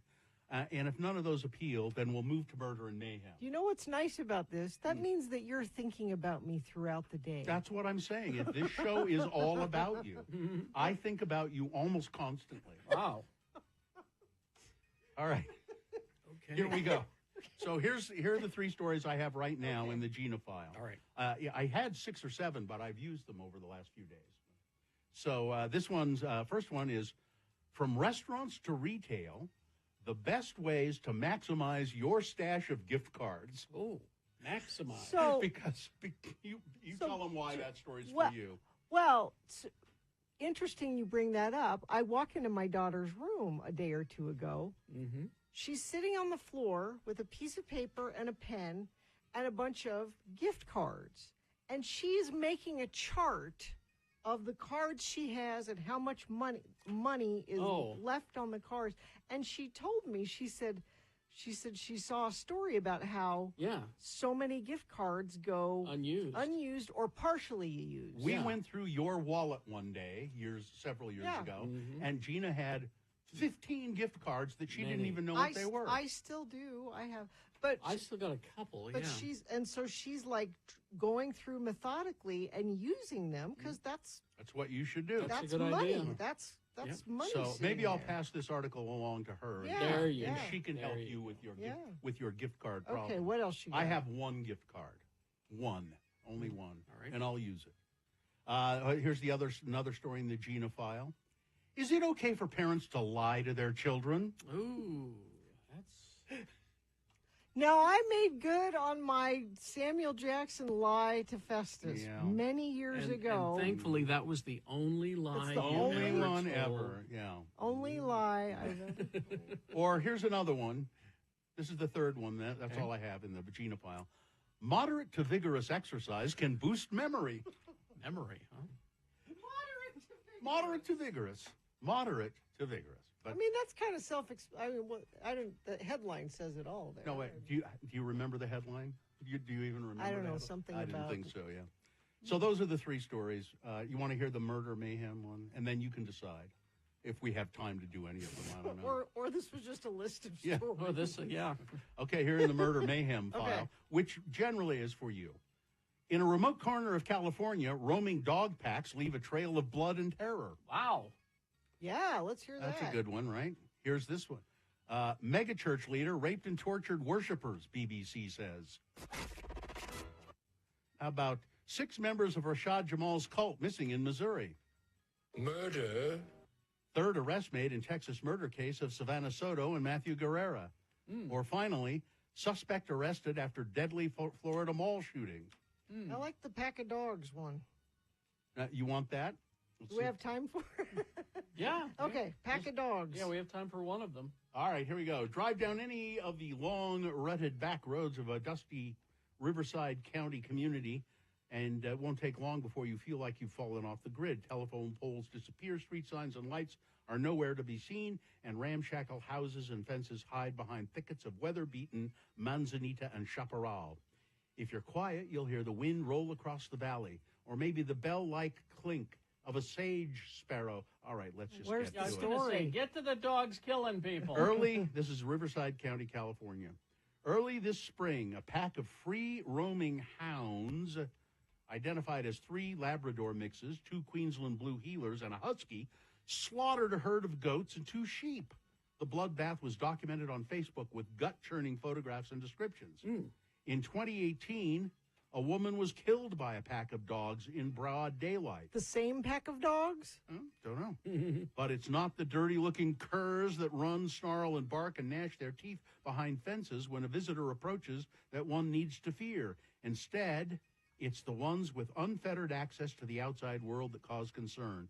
The dogs that wander in packs, chasing and killing pets and livestock and wildlife. And the problem is, it's particularly bad in Anza, a little community in Riverside County. The dogs are out of control? Yeah, dogs in Anza, according to reports from the U.S. Department of Agriculture and Wildlife Service, domestic dogs are the second most lethal predator of livestock, with coyotes taking the top spot in that area. In the case of sheep, coyotes and dogs account for 70% of predator losses, and dog kills are on the rise. 2014, 13,200 adult sheep were killed by dogs. 13,000. In 2019, that number increased by more than 10,000. So they're trying to figure out what to do about it. Well, you got to put them on trial, and you got to show the other dogs, look, we're going to hold you accountable for your actions. That's how that works. It seems to me Dogs as though kill this would be one instance of where they could perhaps shoot the dogs, but they're saying we can't do that. We have to try and figure out how to round them up and neuter them, and so it's like feral cats, except feral dogs. Yeah, and feral cats are dangerous to some wildlife, but not to humans generally. Not usually, no. These dogs can be wild. Spay and neuter your animals. How about that? Dog killer! I didn't there's a Utah researcher involved in there is? taking care. Yeah. I didn't realize that. Free roaming domestic dogs, a big problem in Riverside County. My advice is don't go to Riverside County. Okay, thank you. Yeah. That's just a little tip. Yeah, I wouldn't go to Riverside. Yeah, there are women who there's a woman who you can't kill them. They're my bush puppies. She says. What? They're my bush puppies. So it's like a lady that feeds feral cats. Instead of a crazy cat lady, it's a crazy dog lady. I've got people dying all around me. You think I get upset because a dog gets run over? Why should I get upset about a little dog? Hot lips.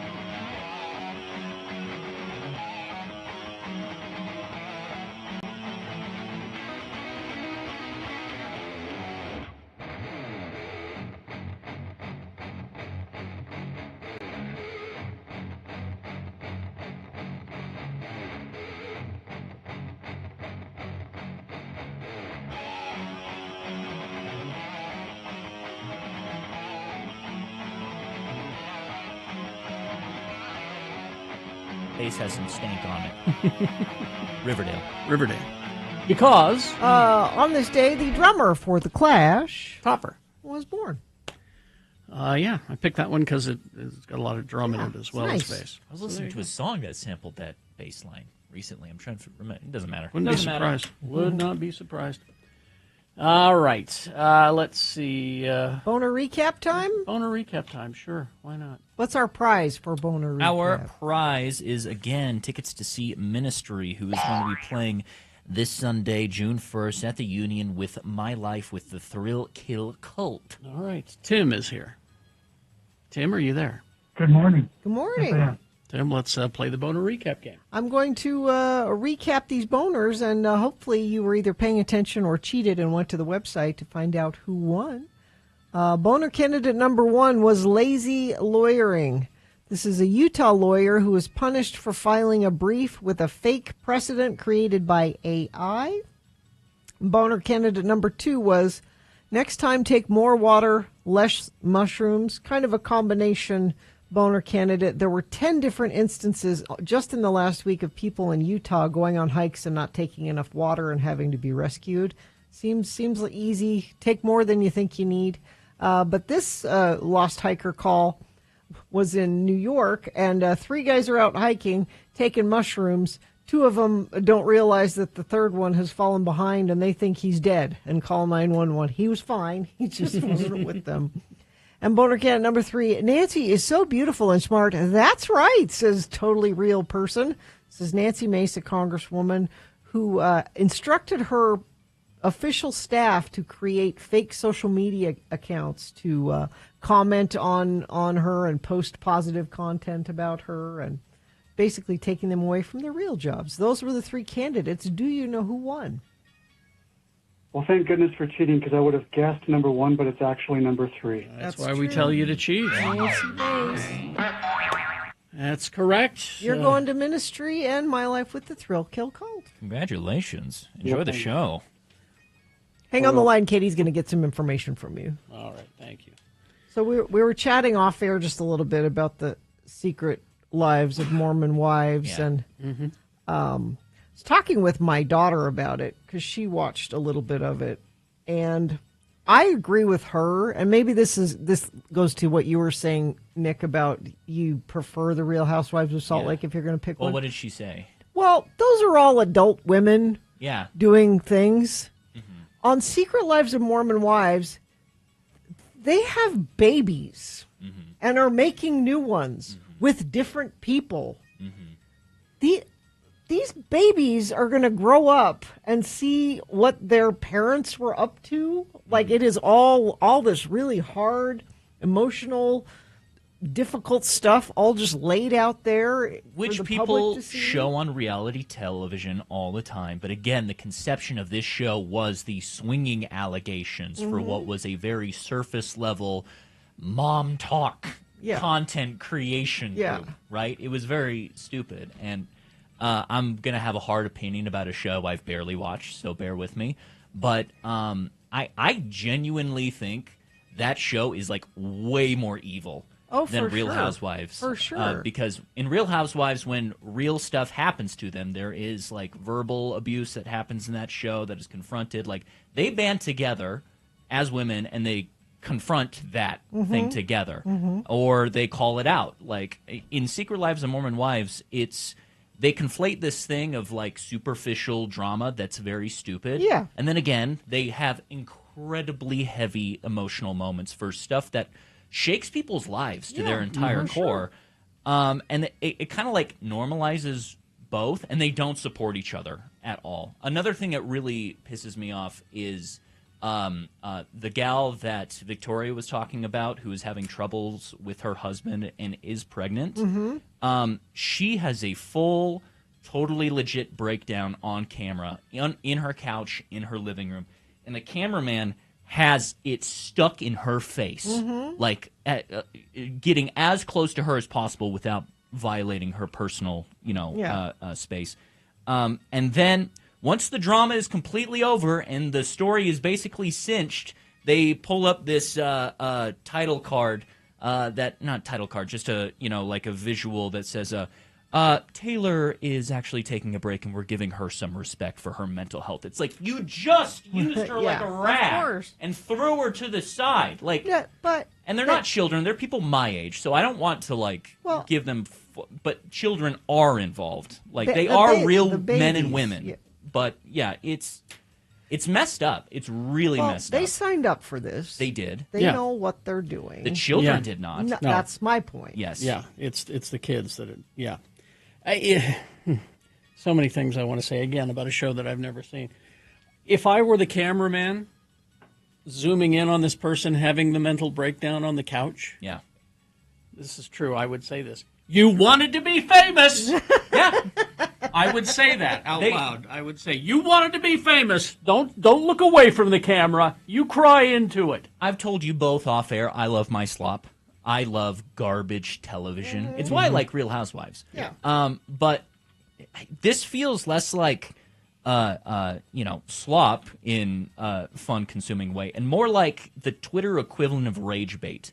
They're not enticing anybody or making anybody happy, but the fact that we're all mad about this and giving them more clicks is giving them money at the end of the day, which is Twitter's new algorithm. If you get any engagement and verified, you get paid. Like, people have made that a business model. Exactly. And enrage people. And I'm concerned that these people who are growing up now, who were raised in front of a camera, they don't know who they really are. No, that's a good point. They think that they are that person on the camera. No. And they think they can be that way 24/7.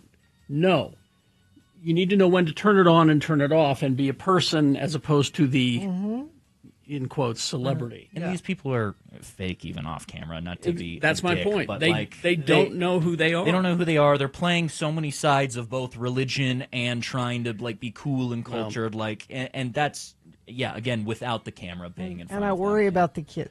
You don't have to go all Ruby Frankie for this to be detrimental to these children. This can take a very dark turn very fast, like Ruby Frankie, now that you pull that up. Anyways. All right, big boy news coming up after these. Stand by. Coming up on Friday,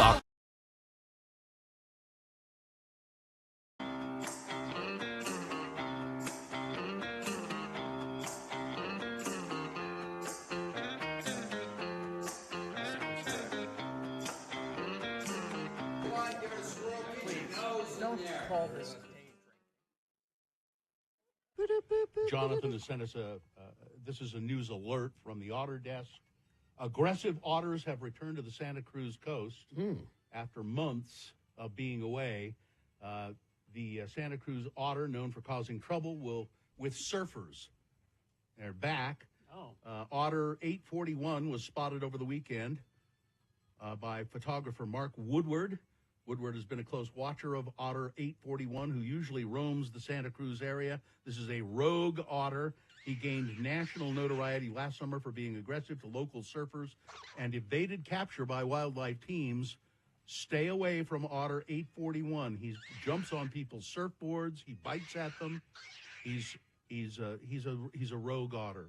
So if you're going to Santa Cruz, keep that in mind. Yeah, to surf. And then I had a email from someone who listens to the podcast of the Radio from Hell show. Okay. And says, I'm usually about a month behind. Oh, come on. You're not helping. So you were discussing this story a while ago. You were discussing English muffins and what was good about them or bad about them or what anything, whether you prefer them. And so he sent me this history of the English muffin. I love an English muffin. The backstory behind English muffins is fascinating, he says. Let's explore English muffin history. All right. And its origins, including who invented them, how they got their name, and the differences between English muffins and crumpets. So who invented the English muffin? Well, you have a British man to thank for that. His name was Samuel Bath Thomas, and I think the brand of the Thomas English muffins. Yeah, those are the ones. Orange label. That's the one people buy a lot still. Not me. You prefer another brand of English muffins? Bailey. They're in the grocery in the cold case. They're in the cold case. In 1874, Samuel Bath Thomas immigrated from Plymouth, England to New York and started making thinner pre-cut crumpets while he worked at a bakery. So essentially they were crumpets, but So you could put them in a toaster? Well, by 1880, Thomas had caught the American entrepreneurial spirit. He opened a bakery in New York City and started making these, what he called English muffins, exclusively. He trademarked his interpretation of the crumpet as the English muffin. The first known use of the term English muffin was in 1894. That's when he filed the trademark. So we could go into the differences. English muffins are thinner, as you said. They're thinner. Crumpets have more batter to them. They're a little heavier. They're denser. But the English muffin, people decided here in America that they preferred the English muffin to the crumpet. The traditional crumpet recipe calls for more milk and baking soda. You only cook crumpets on one side. They're flat. But English muffins are pre-cut, so you can pull them apart easily and put them in a toaster. Americans are lazy. Yeah. Now, the crumpet sounds an awful lot like this new thing that I'm starting to see called puffins. I've seen those. Which are pita. It's like pita bread. Yeah. And they're thicker than pitas, because pitas are flat usually. Yeah. So they're thicker, but it's kind of a muffin kind of thing. Yeah. Muffins. The traditional English muffin recipe introduces sourdough or yeast, but no milk. English muffins come pre-cut, and after toasting them, you can put your favorite topping or use them to make a breakfast sandwich. Oh, I like to make a little English muffin and bacon sandwich. Yeah, that's Gina's idea of a sandwich. How is that not a breakfast bread sandwich? Bread and bacon. It's Nothing else. Reasonable breakfast sandwich. No, bread and meat is. You need an egg. You need. Yes, you need all that. You know, Cafe Niche up here, they make their own. They make their own? muffins. Yeah, Really? They're really good. Because you need the nooks and crannies for the butter. Kerrygold, got to be. Kerrygold butter. Yeah. I'm not. That's the Irish. You're a butter snob. I'm a butter elitist. Irish butter. Yep. Now this story comes from gold medal flour, and they make a Big wide Flour. It's from Big Flour. They make a wide variety of English muffins. The original, light, premium, whole wheat English muffins. No, don't have raisin English muffins. I used to like a raisin English muffin. Yeah. So now I want an English muffin. We had some. Actually, and I remember the conversation we had. We had some English muffins in the house for some reason just recently, after we had discussed them, and I toasted up an English muffin and put butter and jam on it, and what? Oh, you just might as well just have a piece of toast. No, you like I said, you get the Baileys. They're in the cold case next to the eggs. Delicious English muffin. Got to keep them cold though. Now we should have a discussion about. When you have Indian food, what kind of bread should you have with Indian Well, naan, food? right? Well, there's naan, but there's roti. Roti is more traditional. Which I have not ever tried. I talked to Sim Gill about it. He said roti. Oh, you've got to have roti. It's like your naan, but it's more wheat. And he says it's easier to make. Yes. And it's softer. And he said roti is really the way to go. So I'm gonna. It is time now for some big boy news and opinioendo, brought to you by See Kaleo, part of the Deer Valley concert series, September 1st at Deer Valley Resort in Park City. Tickets on sale now. Get yours and all the info plus the full lineup for the Deer Valley concert series at x96.com. And right now you can text the word Kaleo to 33986 to potentially win a pair of tickets to the show. Kaleo. Send that over to 33986. Messaging data rates may apply. Well, a couple of sports stories Nickiola didn't see. Nickiola doesn't do sports. I mean, Nick's your buddy. Nick missed a couple. Come at me head on if you're going to come at me. Travis and Jason Kelsey are the proud owners of a pro football team. The brothers, along with their company Garage Beer, have purchased the St. Joseph Goats, an indoor football franchise that competes in the Arena League, they announced on Thursday. It's good to be goat, the beer-flavored beer enterprise wrote, along with a jokey press release, which confirmed the two are now powered by the same crisp, uncomplicated energy. Garage Beer teased they would join forces with an entity that involves football, and what they came out with was, yes, we have bought an indoor football franchise, the Goats of St. Joseph. Another sports story you missed. What? Huh? Well, you took my sports, so let's not complain too much here.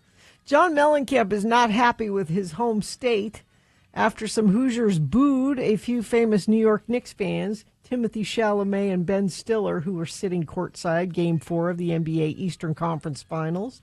In a strongly worded post on X on Thursday, Mellencamp, who attended the match to support the Pacers with his girlfriend, wrote that he was embarrassed when somebody, under whose direction I don't know, called out some of the people who made the trip from New York to support their team. Yeah. The audience booed these people. I say that is not Hoosier hospitality. You booing Timothy Chalamet and Ben Stiller? Yeah. You know, I keep getting told that, you know, I'm a liberal elite. Yes. You know, and I don't know about real America. Yes. These people clearly don't know America either, because, I mean, just because Ben Stiller is from New York doesn't mean he's not going to have roots in other places or be fans of, you know. Yeah, it's okay. Anybody who says, you know, the left coast or the elite East Coast immediately question their sanity. Immediately. You question the sanity of Ozzy Osbourne saying he's going to make it to the stage for the final Black Sabbath show. In his chair. No. By hook or by crook, I will be there. In his chair. Folks, Ozzy's not well. He's not good. And, he's not. And I prefer to remember people in their prime. Yeah. Listen, he's been honored in the Rock Hall of Fame. Yeah. And he did the entire show from his throne. Yep. You know, I love him to death. I've said on the show before, he was my first concert ever over at the Maverick Center, right? And then I saw him recently over what is now the Utah First Credit Union Amphitheater. Yeah. And I made this joke before, but he didn't move his spine. It was just No. arms going up. Yeah. He can't. Well, I mean, even when he could stand, he wasn't very mobile. He can't. He's in bad shape. Mm-hmm. And now they're saying this is the last show ever, but I think you don't need to do the last show ever. Let the Prince of Darkness rest. Can't we just remember you as you were? Exactly. No, because money is to be made. A Florida woman was charged with criminal mischief after stealing items from graves at a cemetery on Wednesday. Now, for years, we've said that Memorial Day is Free Flower Day. Well, the day after Memorial The day after. Yeah, not Memorial Day. Do not. Yeah, not on. At least leave the flowers there for a minute. The day after. The Putnam County Sheriff's Office said victims reported items disappearing from graves of loved ones back in April. So this is before Memorial Day. Family members installed cameras near the grave sites and captured her with a wind chime from a grave in her hand as she tried to take another item. Detectives confronted her at her home and found several stolen items. She told deputies she'd been caught before taking items from graves. The police department report shows charges were forwarded for larceny and theft. You're stealing wind chimes from cemeteries. Although I think it's creepy to have wind chimes at the cemetery. I don't like a wind chime. What would you prefer at your cemetery? At my cemetery? Like at my grave site? Either or. I don't care. Yeah. Well, I've said before, I want to be dirt. I don't want a grave site. I don't want a headstone. I don't want... Just throw you in there. Yep. Yeah? Compost me. Okay. Oh, that's more work. I was just saying dig a hole and toss you Compost all me. in. All right. Leave some s'mores on your headstone. Oh, that'd be nice. Thank you. Pete Davidson discovers the elderly residents and caretakers in a quiet retirement home are keeping chilling secrets that lead to brutal violence in a trailer. Have you seen this? I did watch the trailer yesterday. It's called The Home. Saturday Night Live alum plays Max, a young man sentenced to community service caring for the elderly in a retirement facility, only to come into contact with the off-limits fourth floor where residents are in need of, quote, special care. Ooh. Does it look good? Well, see, here's the thing. Oh. There's a couple of scenes where he's, being caught and frightened and things like that. Yeah. And he's screaming, All I can see is Pete Davidson from Saturday Night Live. I'm sorry. It's like Leslie Nielsen in a serious role. He was in that other one that was spooky. What was it? Bodies, Bodies, Bodies? Yeah. Right? Yeah. He was okay in that. But it just, it just takes me out of it, is what I'm saying. If it were another actor, I'd probably be like, oh, this looks very interesting. I just don't think it's a great premise. I'm watching the trailer on mute right now, and it's find the marked ones, and you're like, in the home? What? They're on the fourth floor. Yeah. Yeah. Carrie, you're on your way to Japan soon? Yeah. There's a chance you might meet someone with an unusual name, like Nike or Pikachu or Pudding. Pudding? While still in a minority, these names have grown in popularity over recent decades as parents reject traditional Japanese names for something more unique. But the practice has also drawn criticism, mainly in its confusing for hospitals, schools, and authorities who don't know how to pronounce them. Ah. Now the government is cracking down on these so-called Kira names, which means sparkly or shiny. The new rules came into effect on Monday that will limit parents from giving their babies names pronounced in unconventional ways. The news was met with mixed reactions. Some social media users argued that Kira names are an expression of individualism and that they're fairly harmless and don't warrant government regulation. I don't know if it can prevent you from naming a child Pikachu. I think that's probably a good name. Pikachu. Dumb, but, Pudding. Pudding? Pudding is... This is my son, Pudding? This is my son, Pudding. Nike? Pikachu, maybe. Pudding, no. This is where I become a libertarian who's like, my government's not going to tell me to not name my kid Pudding. Yeah, but should you be able to name your kid like Hitler or no? No.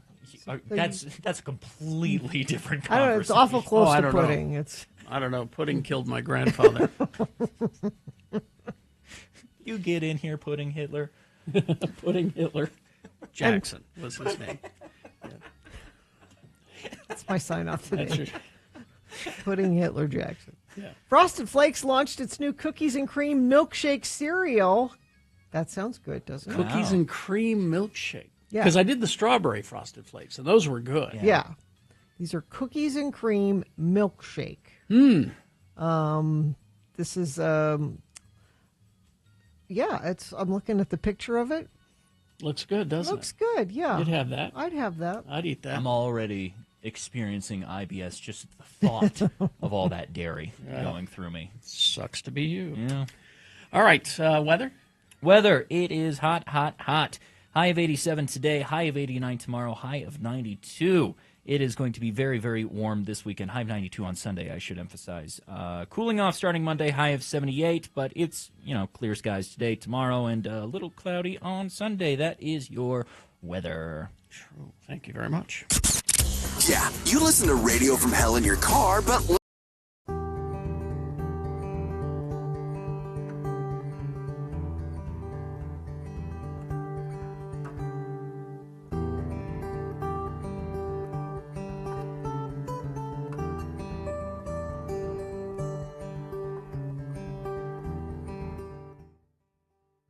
Of the week. Says who? The schedule says that's what we're supposed to do. Okay. Email your questions about anything. Really, anything. What's today's question? radiofromhell@x96.com is the email address. Go ahead and send them in. We actually have one that came in from our event. Oh. Good morning, lords and lady. This is a best question. Hopefully something comes from it. If the cute blonde lady sitting by herself in the middle of the theater with a mask on at the 8,000th episode event last night is single and listening, I want to talk to you. I didn't get a chance to and regret not introducing myself. I was in front of you when we were leaving the Broadway, and I held the door for you. Sincerely, the guy 2 rows in front of you on the right-hand side of the theater, sitting by himself, tall with a mustache and a black hat. Is there a question here? What's the best question? He's asking if she noticed him and would like to. No, it's supposed to be a question for us. I think this is Bill. What if we make a love connection? What if I don't care? What if a year from now we hear we met at your 8,000th episode and now we're happily married? Gee, that'd be wonderful. Is there a question for us? What? I thought that was kind of nice. Well, it's all about fine. Bill. It's fine. Let me find a question about you, Bill. It's fine. It's sweet. It's sweet. What? But it's supposed to be questions we answer. We can't answer that question. You have another one? I guess. This is from Carson. Can you tell me more about KJQ? You guys always reference KJQ, and I don't remember the station. To be honest, I was little at the time. What was the frequency? What was I listening to? Okay. You're not even letting me. Okay. They want to know about KJQ. Okay. What more needs to be said there? Is there more? That's okay. Go ahead. No, go ahead. What else is there? I threw the Please. paper. No, you get it and tell me what else is relevant there. Go on. What's relevant? What was the radio frequency? What was I listening to when I wasn't noticing? These shows my parents and brother would listen to when I was little, and I would really like to know more about it. Okay. Thank you, Carson. Okay, Carson, here's more about it. We can tell you. I have the most intimate history with KJQ because when I started there, it was in 1980, and it was an AM frequency only in Ogden, 1490 KJQ in Ogden. And I worked there for probably 6 years or something before And I think, was it 6 years before you came along, Kerry, or was it 4? I don't know, because I wasn't there. Well, but I just said I was 1980, and you came there in. I don't remember the exact year. Right. That's the thing. It was probably 86. I have it written down somewhere, so I can. It was probably, what'd you say, Gina? 86. Maybe 86, I think it was, 87, something like that. So, and by that time it had developed, or we had gotten an FM frequency as well. Mm-hmm. So there was an AM frequency, 1490, and then an FM frequency, which was 90, what was it, Gina? What year you got an FM frequency? No, what was the frequency? Well, we had 3 frequencies. Right. We started with 1. What was that? Was it 90? Was it 95.5? 95.5? 95.5, 100.7, mm-hmm. which is now Bob FM. Yeah. And then 92. 102.7, which is now the other thing across the street. And the way it would work is there was a different frequency in Ogden, in Salt Lake, and in Provo. And if you were driving from Ogden to Provo, this is how much people liked KJQ. They were willing to tune up and down the dial to change the frequencies. Once you went over Point of the Mountain to get into Utah County, it was a different frequency. So it became hugely popular when we started playing what was called modern music at the time. Yeah. Now, when I worked there, when it was just an AM for 6 years, it was really popular in Ogden. Only in Ogden, so it's a small audience. Mm-hmm. But it did very well. It was always sold out. And we just played, top 40 stuff. And when Kerry came on, that's what Kerry and I were doing, playing top 40 music, which you couldn't compete with. No, where we didn't talk about books at all. That's great. I was going to say, you call it book club. I think it's just ladies sitting around drinking wine, right? That is, but isn't that nice? It is nice. Why don't you just call it that? And what we talked about last night, and I know that there are soccer parents out there listening right now. Mm-hmm. I know you two don't understand this at all. But actually, I do. But do you? Yeah. Give me a try. This time of year, the tyranny of soccer is at its worst. You know how I know about this? Because I keep reminding you of the tyranny of soccer this time of year. So this is tryout season. And soccer club tryouts it is the most poorly thought out system. Mm-hmm. So there are all these clubs. Okay. So every year you have to start fresh. Right. Even if you're part of a club, come around next year, we still have tryouts, and we everything gets reshuffled again. The tryouts quite often are on the same day at the same time, so you kind of have to pick. Like, well, I guess I'm going to try out for this club, and then if you don't make that club, you're SOL because you didn't try out for the other. Yeah, it is the most stressful. Are they different divisions or teams? They're different. I don't know the club portion of things. We did sports growing up in general, so I'm familiar with that, but yeah. There are different divisions. There are different teams. Okay. There are coaches swap teams and take players with them. Right. It's ruthless. And it is so stressful for the kids because mostly I think kids just want to play with their friends. Like, I want to be on the same team with my friends that I've been on with. Well, they have rec and comp leagues. This is above that, even. This is comp. This is comp. Yeah. Sorry. This is competitive soccer. Yeah. But it is the most stressful. This is what I've been saying to you for years: is that you need to get the brain trust of parents together and create a new soccer league that doesn't have these restrictions. Because it's things like. You play based on your birth year, not on your grade. Right. So Muhammad's birthday is at the end of December. End of December. And most of his friends were born, 2 weeks later or more. Yeah. So he, for the last few years, has not been able to play on a team with his friends because he just happened to be born 2 weeks. It's stuff like that. Mm-hmm. So I'm putting out there to all the soccer parents that have been stressed about this for this last week or two. I hear you. This is all we talked about at book club last. So the La Barberi Soccer League. Yeah. One of the first things would be is bring your team. Yeah.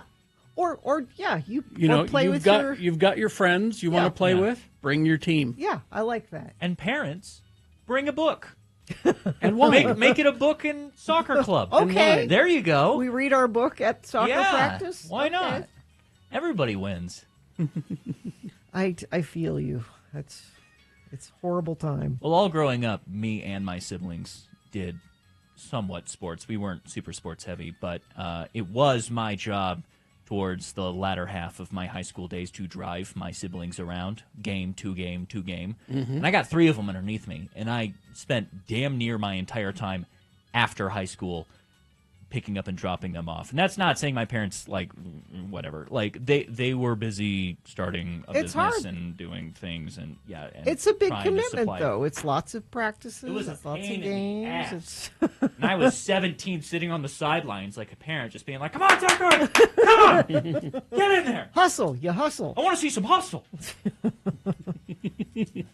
Luckily, Muhammad, my son, not the prophet, Mm-hmm. can drive himself now, which is... So I said, whatever team you end up on, if you're good, driving out to Harriman or wherever the practice, and he's like, yeah, I'm good. I'll take care of it, which is great. Yeah. I don't have to do carpool anymore. I feel you. Yeah. Because it was that. It was guitar lessons. My sister did cheer. So you've already sort of done the parenting. Oh, that's thing. why I'm done with it. That's why I don't want to do it anymore. I'm done. I'm out. Your parents I've already ruined had a you taste for of kids. that. Exactly.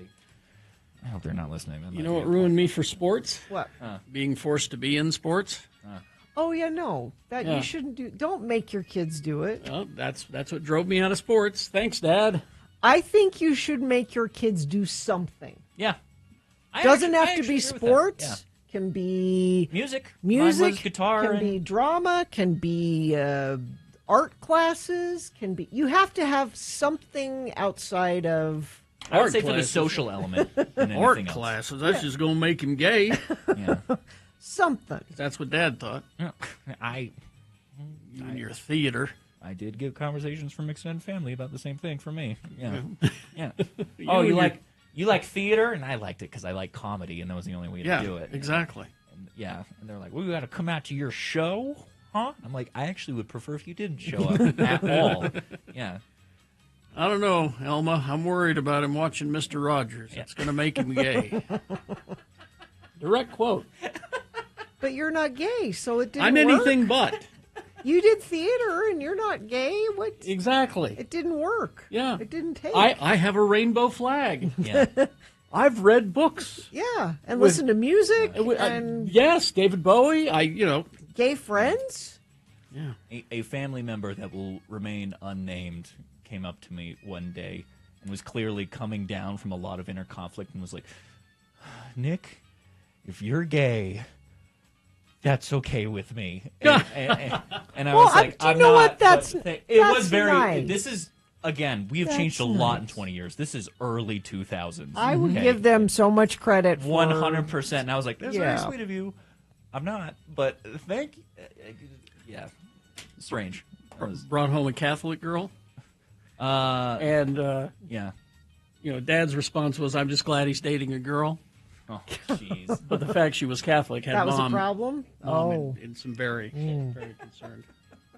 Well, Catholics are a problem. They That's are. true. Yes. You Catholics. Mhm. All right. Mhm. We will take a break. We will be back after these messages and a song with the boner of the week. Oh, Dave yeah. the Flower Guy will be here to tell us all about it. Zero Res is the website to go to. I did that. I made my appointment. They're coming on Wednesday. Now, when you went online, you were Yes. telling me. When I made the appointment, they ask you, where did you hear about us? And you click radio. Okay. And then it gives you several choices. Okay. And at the top is Radio from Hell, Gina. So select that. So select that. And that's going to help you get the deal they have going on right now. Get 3 rooms cleaned, get a 4th absolutely free when you select it that way. Or when you call them, you can make an appointment by calling to 866-0-RES. We love them. Carrie has them at his house. I've had them at my house many times. Mm-hmm. Why? Because they just do a better job of cleaning your carpet and your upholstery. They have patented technology. They dry faster. I'm sure you noticed that. It didn't have to wait for days for it to dry. It dries faster. Your carpets aren't going to be crunchy like they can be when they use those detergents and things. So give them a call, 866-0RES, or go online at zerores.com.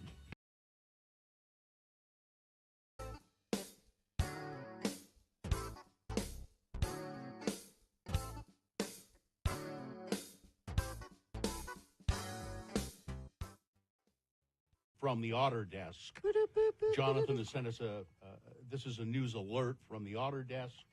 Aggressive otters have returned to the Santa Cruz coast after months of being away. The Santa Cruz otter, known for causing trouble with surfers, they're back.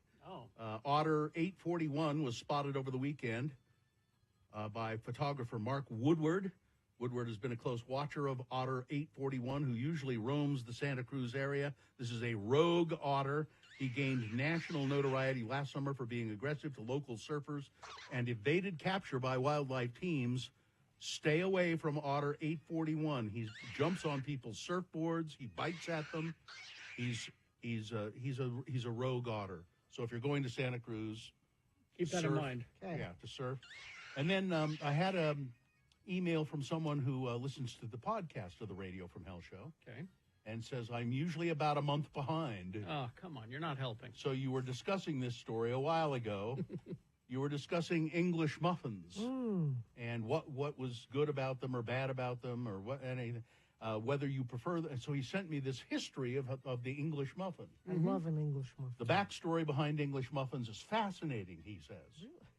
Let's explore English muffin history. All right. And its origins, including who invented them, how they got their name, and the differences between English muffins and crumpets. So who invented the English muffin? Well, you have a British man to thank for that. His name was Samuel Bath Thomas, and I think the brand of the Thomas English muffins. Yeah, those are the ones. Orange label. That's the one people buy a lot still. Not me. You prefer another brand of English muffins? Bailey. They're in the grocery in the cold case. Oh, they're in the cold case. In 1874, Samuel Bath Thomas immigrated from Plymouth, England, to New York and started making thinner, pre-cut crumpets while he worked at a bakery. So essentially, they were crumpets, but So you could put them in a toaster? Well, by 1880, Thomas had caught the American entrepreneurial spirit. He opened a bakery in New York City and started making these, what he called English muffins, exclusively. He trademarked his interpretation of the crumpet as the English muffin. The first known use of the term English muffin was in 1894. That's when he filed the trademark. So we could go into the differences. English muffins are thinner, as you said. They're thinner. Crumpets have more batter to them. They're a little heavier. They're denser. But the English muffin, people decided here in America that they preferred the English muffin to the crumpet. The traditional crumpet recipe calls for more milk and baking soda. You only cook crumpets on one side. They're flat. But English muffins are pre-cut, so you can pull them apart easily and put them in a toaster. Because Americans are lazy. Yeah.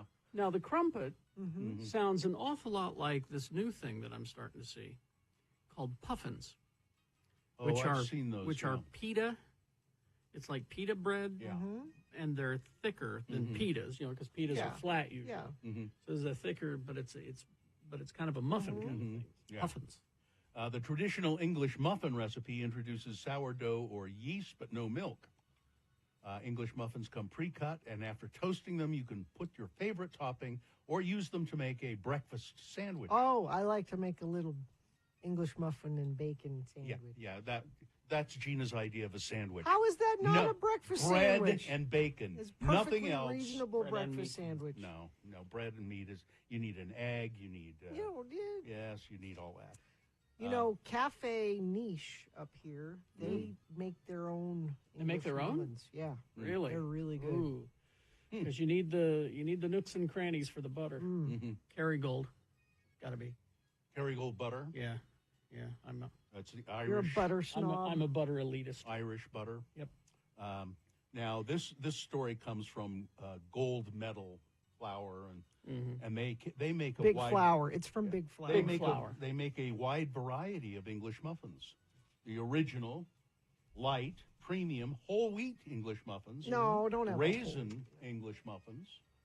I used to like a raisin English muffin. Yeah. So now I want an English muffin. We had some, actually, and I remember the conversation we had. We had some English muffins in the house for some reason just recently, after we had discussed them.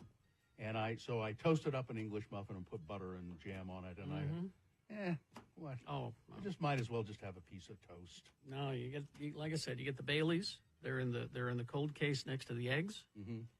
Delicious English muffin. Got to keep them cold though. Now we should have a discussion about when you have Indian food. What kind of bread should you have with Indian? Well, naan, food? right? Well, there's naan, but there's roti. Roti is more traditional. Oh. Which I have not ever tried. I talked to Sim Gill about it. He said roti. Oh, you've got to have roti. It's like your naan, but it's more wheat. And he says it's easier to make. Yes. And it's softer. And he said roti is really the way to go. So I'm gonna get into making my own roti sometime. The Indian place that we go to has roti. Yeah, I've not had it, so it's good. It's good. We do this, and then we get hungry. I want to get I was looking online about roti, and you can order a roti machine kind of thing from that seems Amazon. like a big commitment when you're not even sure you've ever. You've never had. Oh, it. I'm sure it's bread. I'm sure I'll like it. Although, again, English muffins, I don't need those. But Sim Gill, I would take his word for it. He said roti is the way to go. It's a different texture. It's softer, apparently. It's not, in my opinion, it's not. It's the naan is much softer because it's it's flour, the white flour, and the roti is more of a wheat. And really, the roti is for picking up your food because right. Indian culture, you're supposed to eat with your hands. Oh, it's like and so the roti is thinner. Delivery system. It's more flexible. Yeah, it's thinner, and so you use it to pick up the food. But, so you can get a little piece of chicken with. Okay, I see. Mm-hmm. There's a Royal India down on like 100 South. Do they have garlic roti? Because I like garlic naan. They just have roti, just plain old traditional. They have garlic naan. They have all the other different flavors of naan because they know the white folks will have the naan, but then they just got the regular roti. And then there's chapati, which is it's another kind of flat bread. Mm-hmm. Papadum. Oh, I've had that. Mm-hmm. Papadum. And all right. So I'm going to learn to make roti because apparently it's pretty easy to make. Yeah, I think it's just like the wheat flour and water, and that's pretty much it. I mean, it's pretty.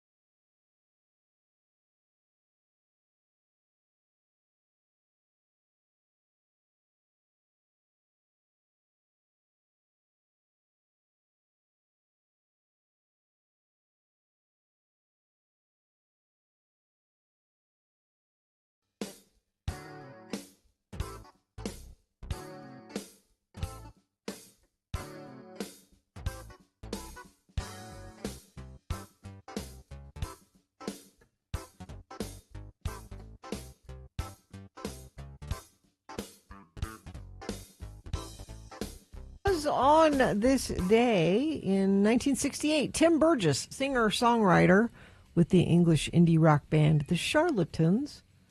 That song went to number 9 on the UK chart. On the UK charts. Okay. And they used to be the Charlatans UK, right? Well, that's what we call them here, because there was another band called the Charlatans. Oh. We had to change our name. And there were the originals.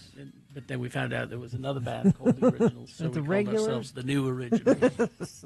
The UK Originals. Yes. Anyway, if you know, you know. It's one of those songs. Let's do the boner recap, or the boner of the week, and let's get out of here. We have Dave, the flower guy, with us. You might see him at Lagoon today, right? Right. It's good weather for that today, Dave. Yeah. Either there, or if you see him around town selling flowers, buy some flowers from Dave. Sometimes you have them up at Ivy's Boutique. Oh, yeah, you're up at Ivy's. Yep, so go check on that and say hi to Ivy for us. Boner of the week, we only have 4 candidates because this feels like a regular-sized week, but it was it was a short week. So boner candidate number 1 from Tuesday, he was persecuted by radical left monsters. Former Culpeper County Sheriff Scott Jenkins was found guilty of fraud and bribery charges and sentenced in March. He was sentenced to 10 years in prison after he was caught deputizing several businessmen in exchange for cash payments. Yeah, he was convicted by a jury of his peers, who I guess were also liberal, radical Marxists. So he was convicted, but Trump pardoned him and said, "No, it's the radical left monsters. You didn't do anything wrong." If you support Trump, you get a free pass. From Wednesday, boner candidate number 2, pardons for a tax cheat and embezzler and the Trumps of the South. This is more pardons. Donald Trump announced Tuesday he was planning to pardon reality TV stars Todd and Julie Chrisley for their show Chrisley Knows Best. They were convicted in 2022 of conspiring to defraud banks out of more than $30 million. Dodging taxes. They were sentenced to 12 years behind bars. And he's like, oh, no, white-collar crime, that's fine. That's not really crime. That's boner candidate number 2. Number 3 from Thursday, yep, we're all going to die. The Trump administration canceled $800 million awarded to drug maker Moderna, who is developing a vaccine against the pandemic influenza virus, H5N1 bird flu. Took that away. Also, Robert F. Kennedy saying that government scientists are not allowed to publish papers in scientific journals. Mm-hmm. Because they're junk. Those journals are junk, unlike my junk science, which is real. Well, and the junk science of the Make America Healthy Again platform that put false studies and misinterpreted studies. So all of that for Thursday boner candidate number 3. And number 4 from today. Oh, Nancy is so beautiful and smart. That's right, says a totally real person. This is Representative Nancy Mace, who several former staffers say that she made them make up fake social media accounts to say nice things about her and to comment on other accounts and stick up for her. That's boner candidate number 4 from today. Dave, which one is the worst? Number 3. Number 3. Yep, we're all going to die. All going to die. We're all going to die part 2 coming on Monday. That's true. Right. Yeah. Yep. All right, we got that for you. Thank you very much, Dave. Nick, thank you for helping out today while Bill's gone. Of course. I'll be doing a remote tomorrow somewhere sometime. I don't know how the exact details, but it's on x96.com/events. Follow me on all the socials as I trudge my way into doing the online presence required of my job at Nick Drools, and listen to me at nights. All right, let's do the promo. Monday's Radio from Hell show has it all. Like pizzazz. Or something more specific like Bill Frost talking TV at 8 o'clock. And Vim. Again, you got to narrow it down. Geek news on the radio at 8:45. That ring a bell? Hoopla aplenty. He's just not listening. Listen in for all the specifics. Monday's Radio from Hell show on X96. All right. Fine job as always, Katie. Live long and prosper, bitches. Remember who you are and what you stand for. Pudding Hitler Jackson. Mm-hmm. You know who likes his pudding? Artie Fufkin is next. X.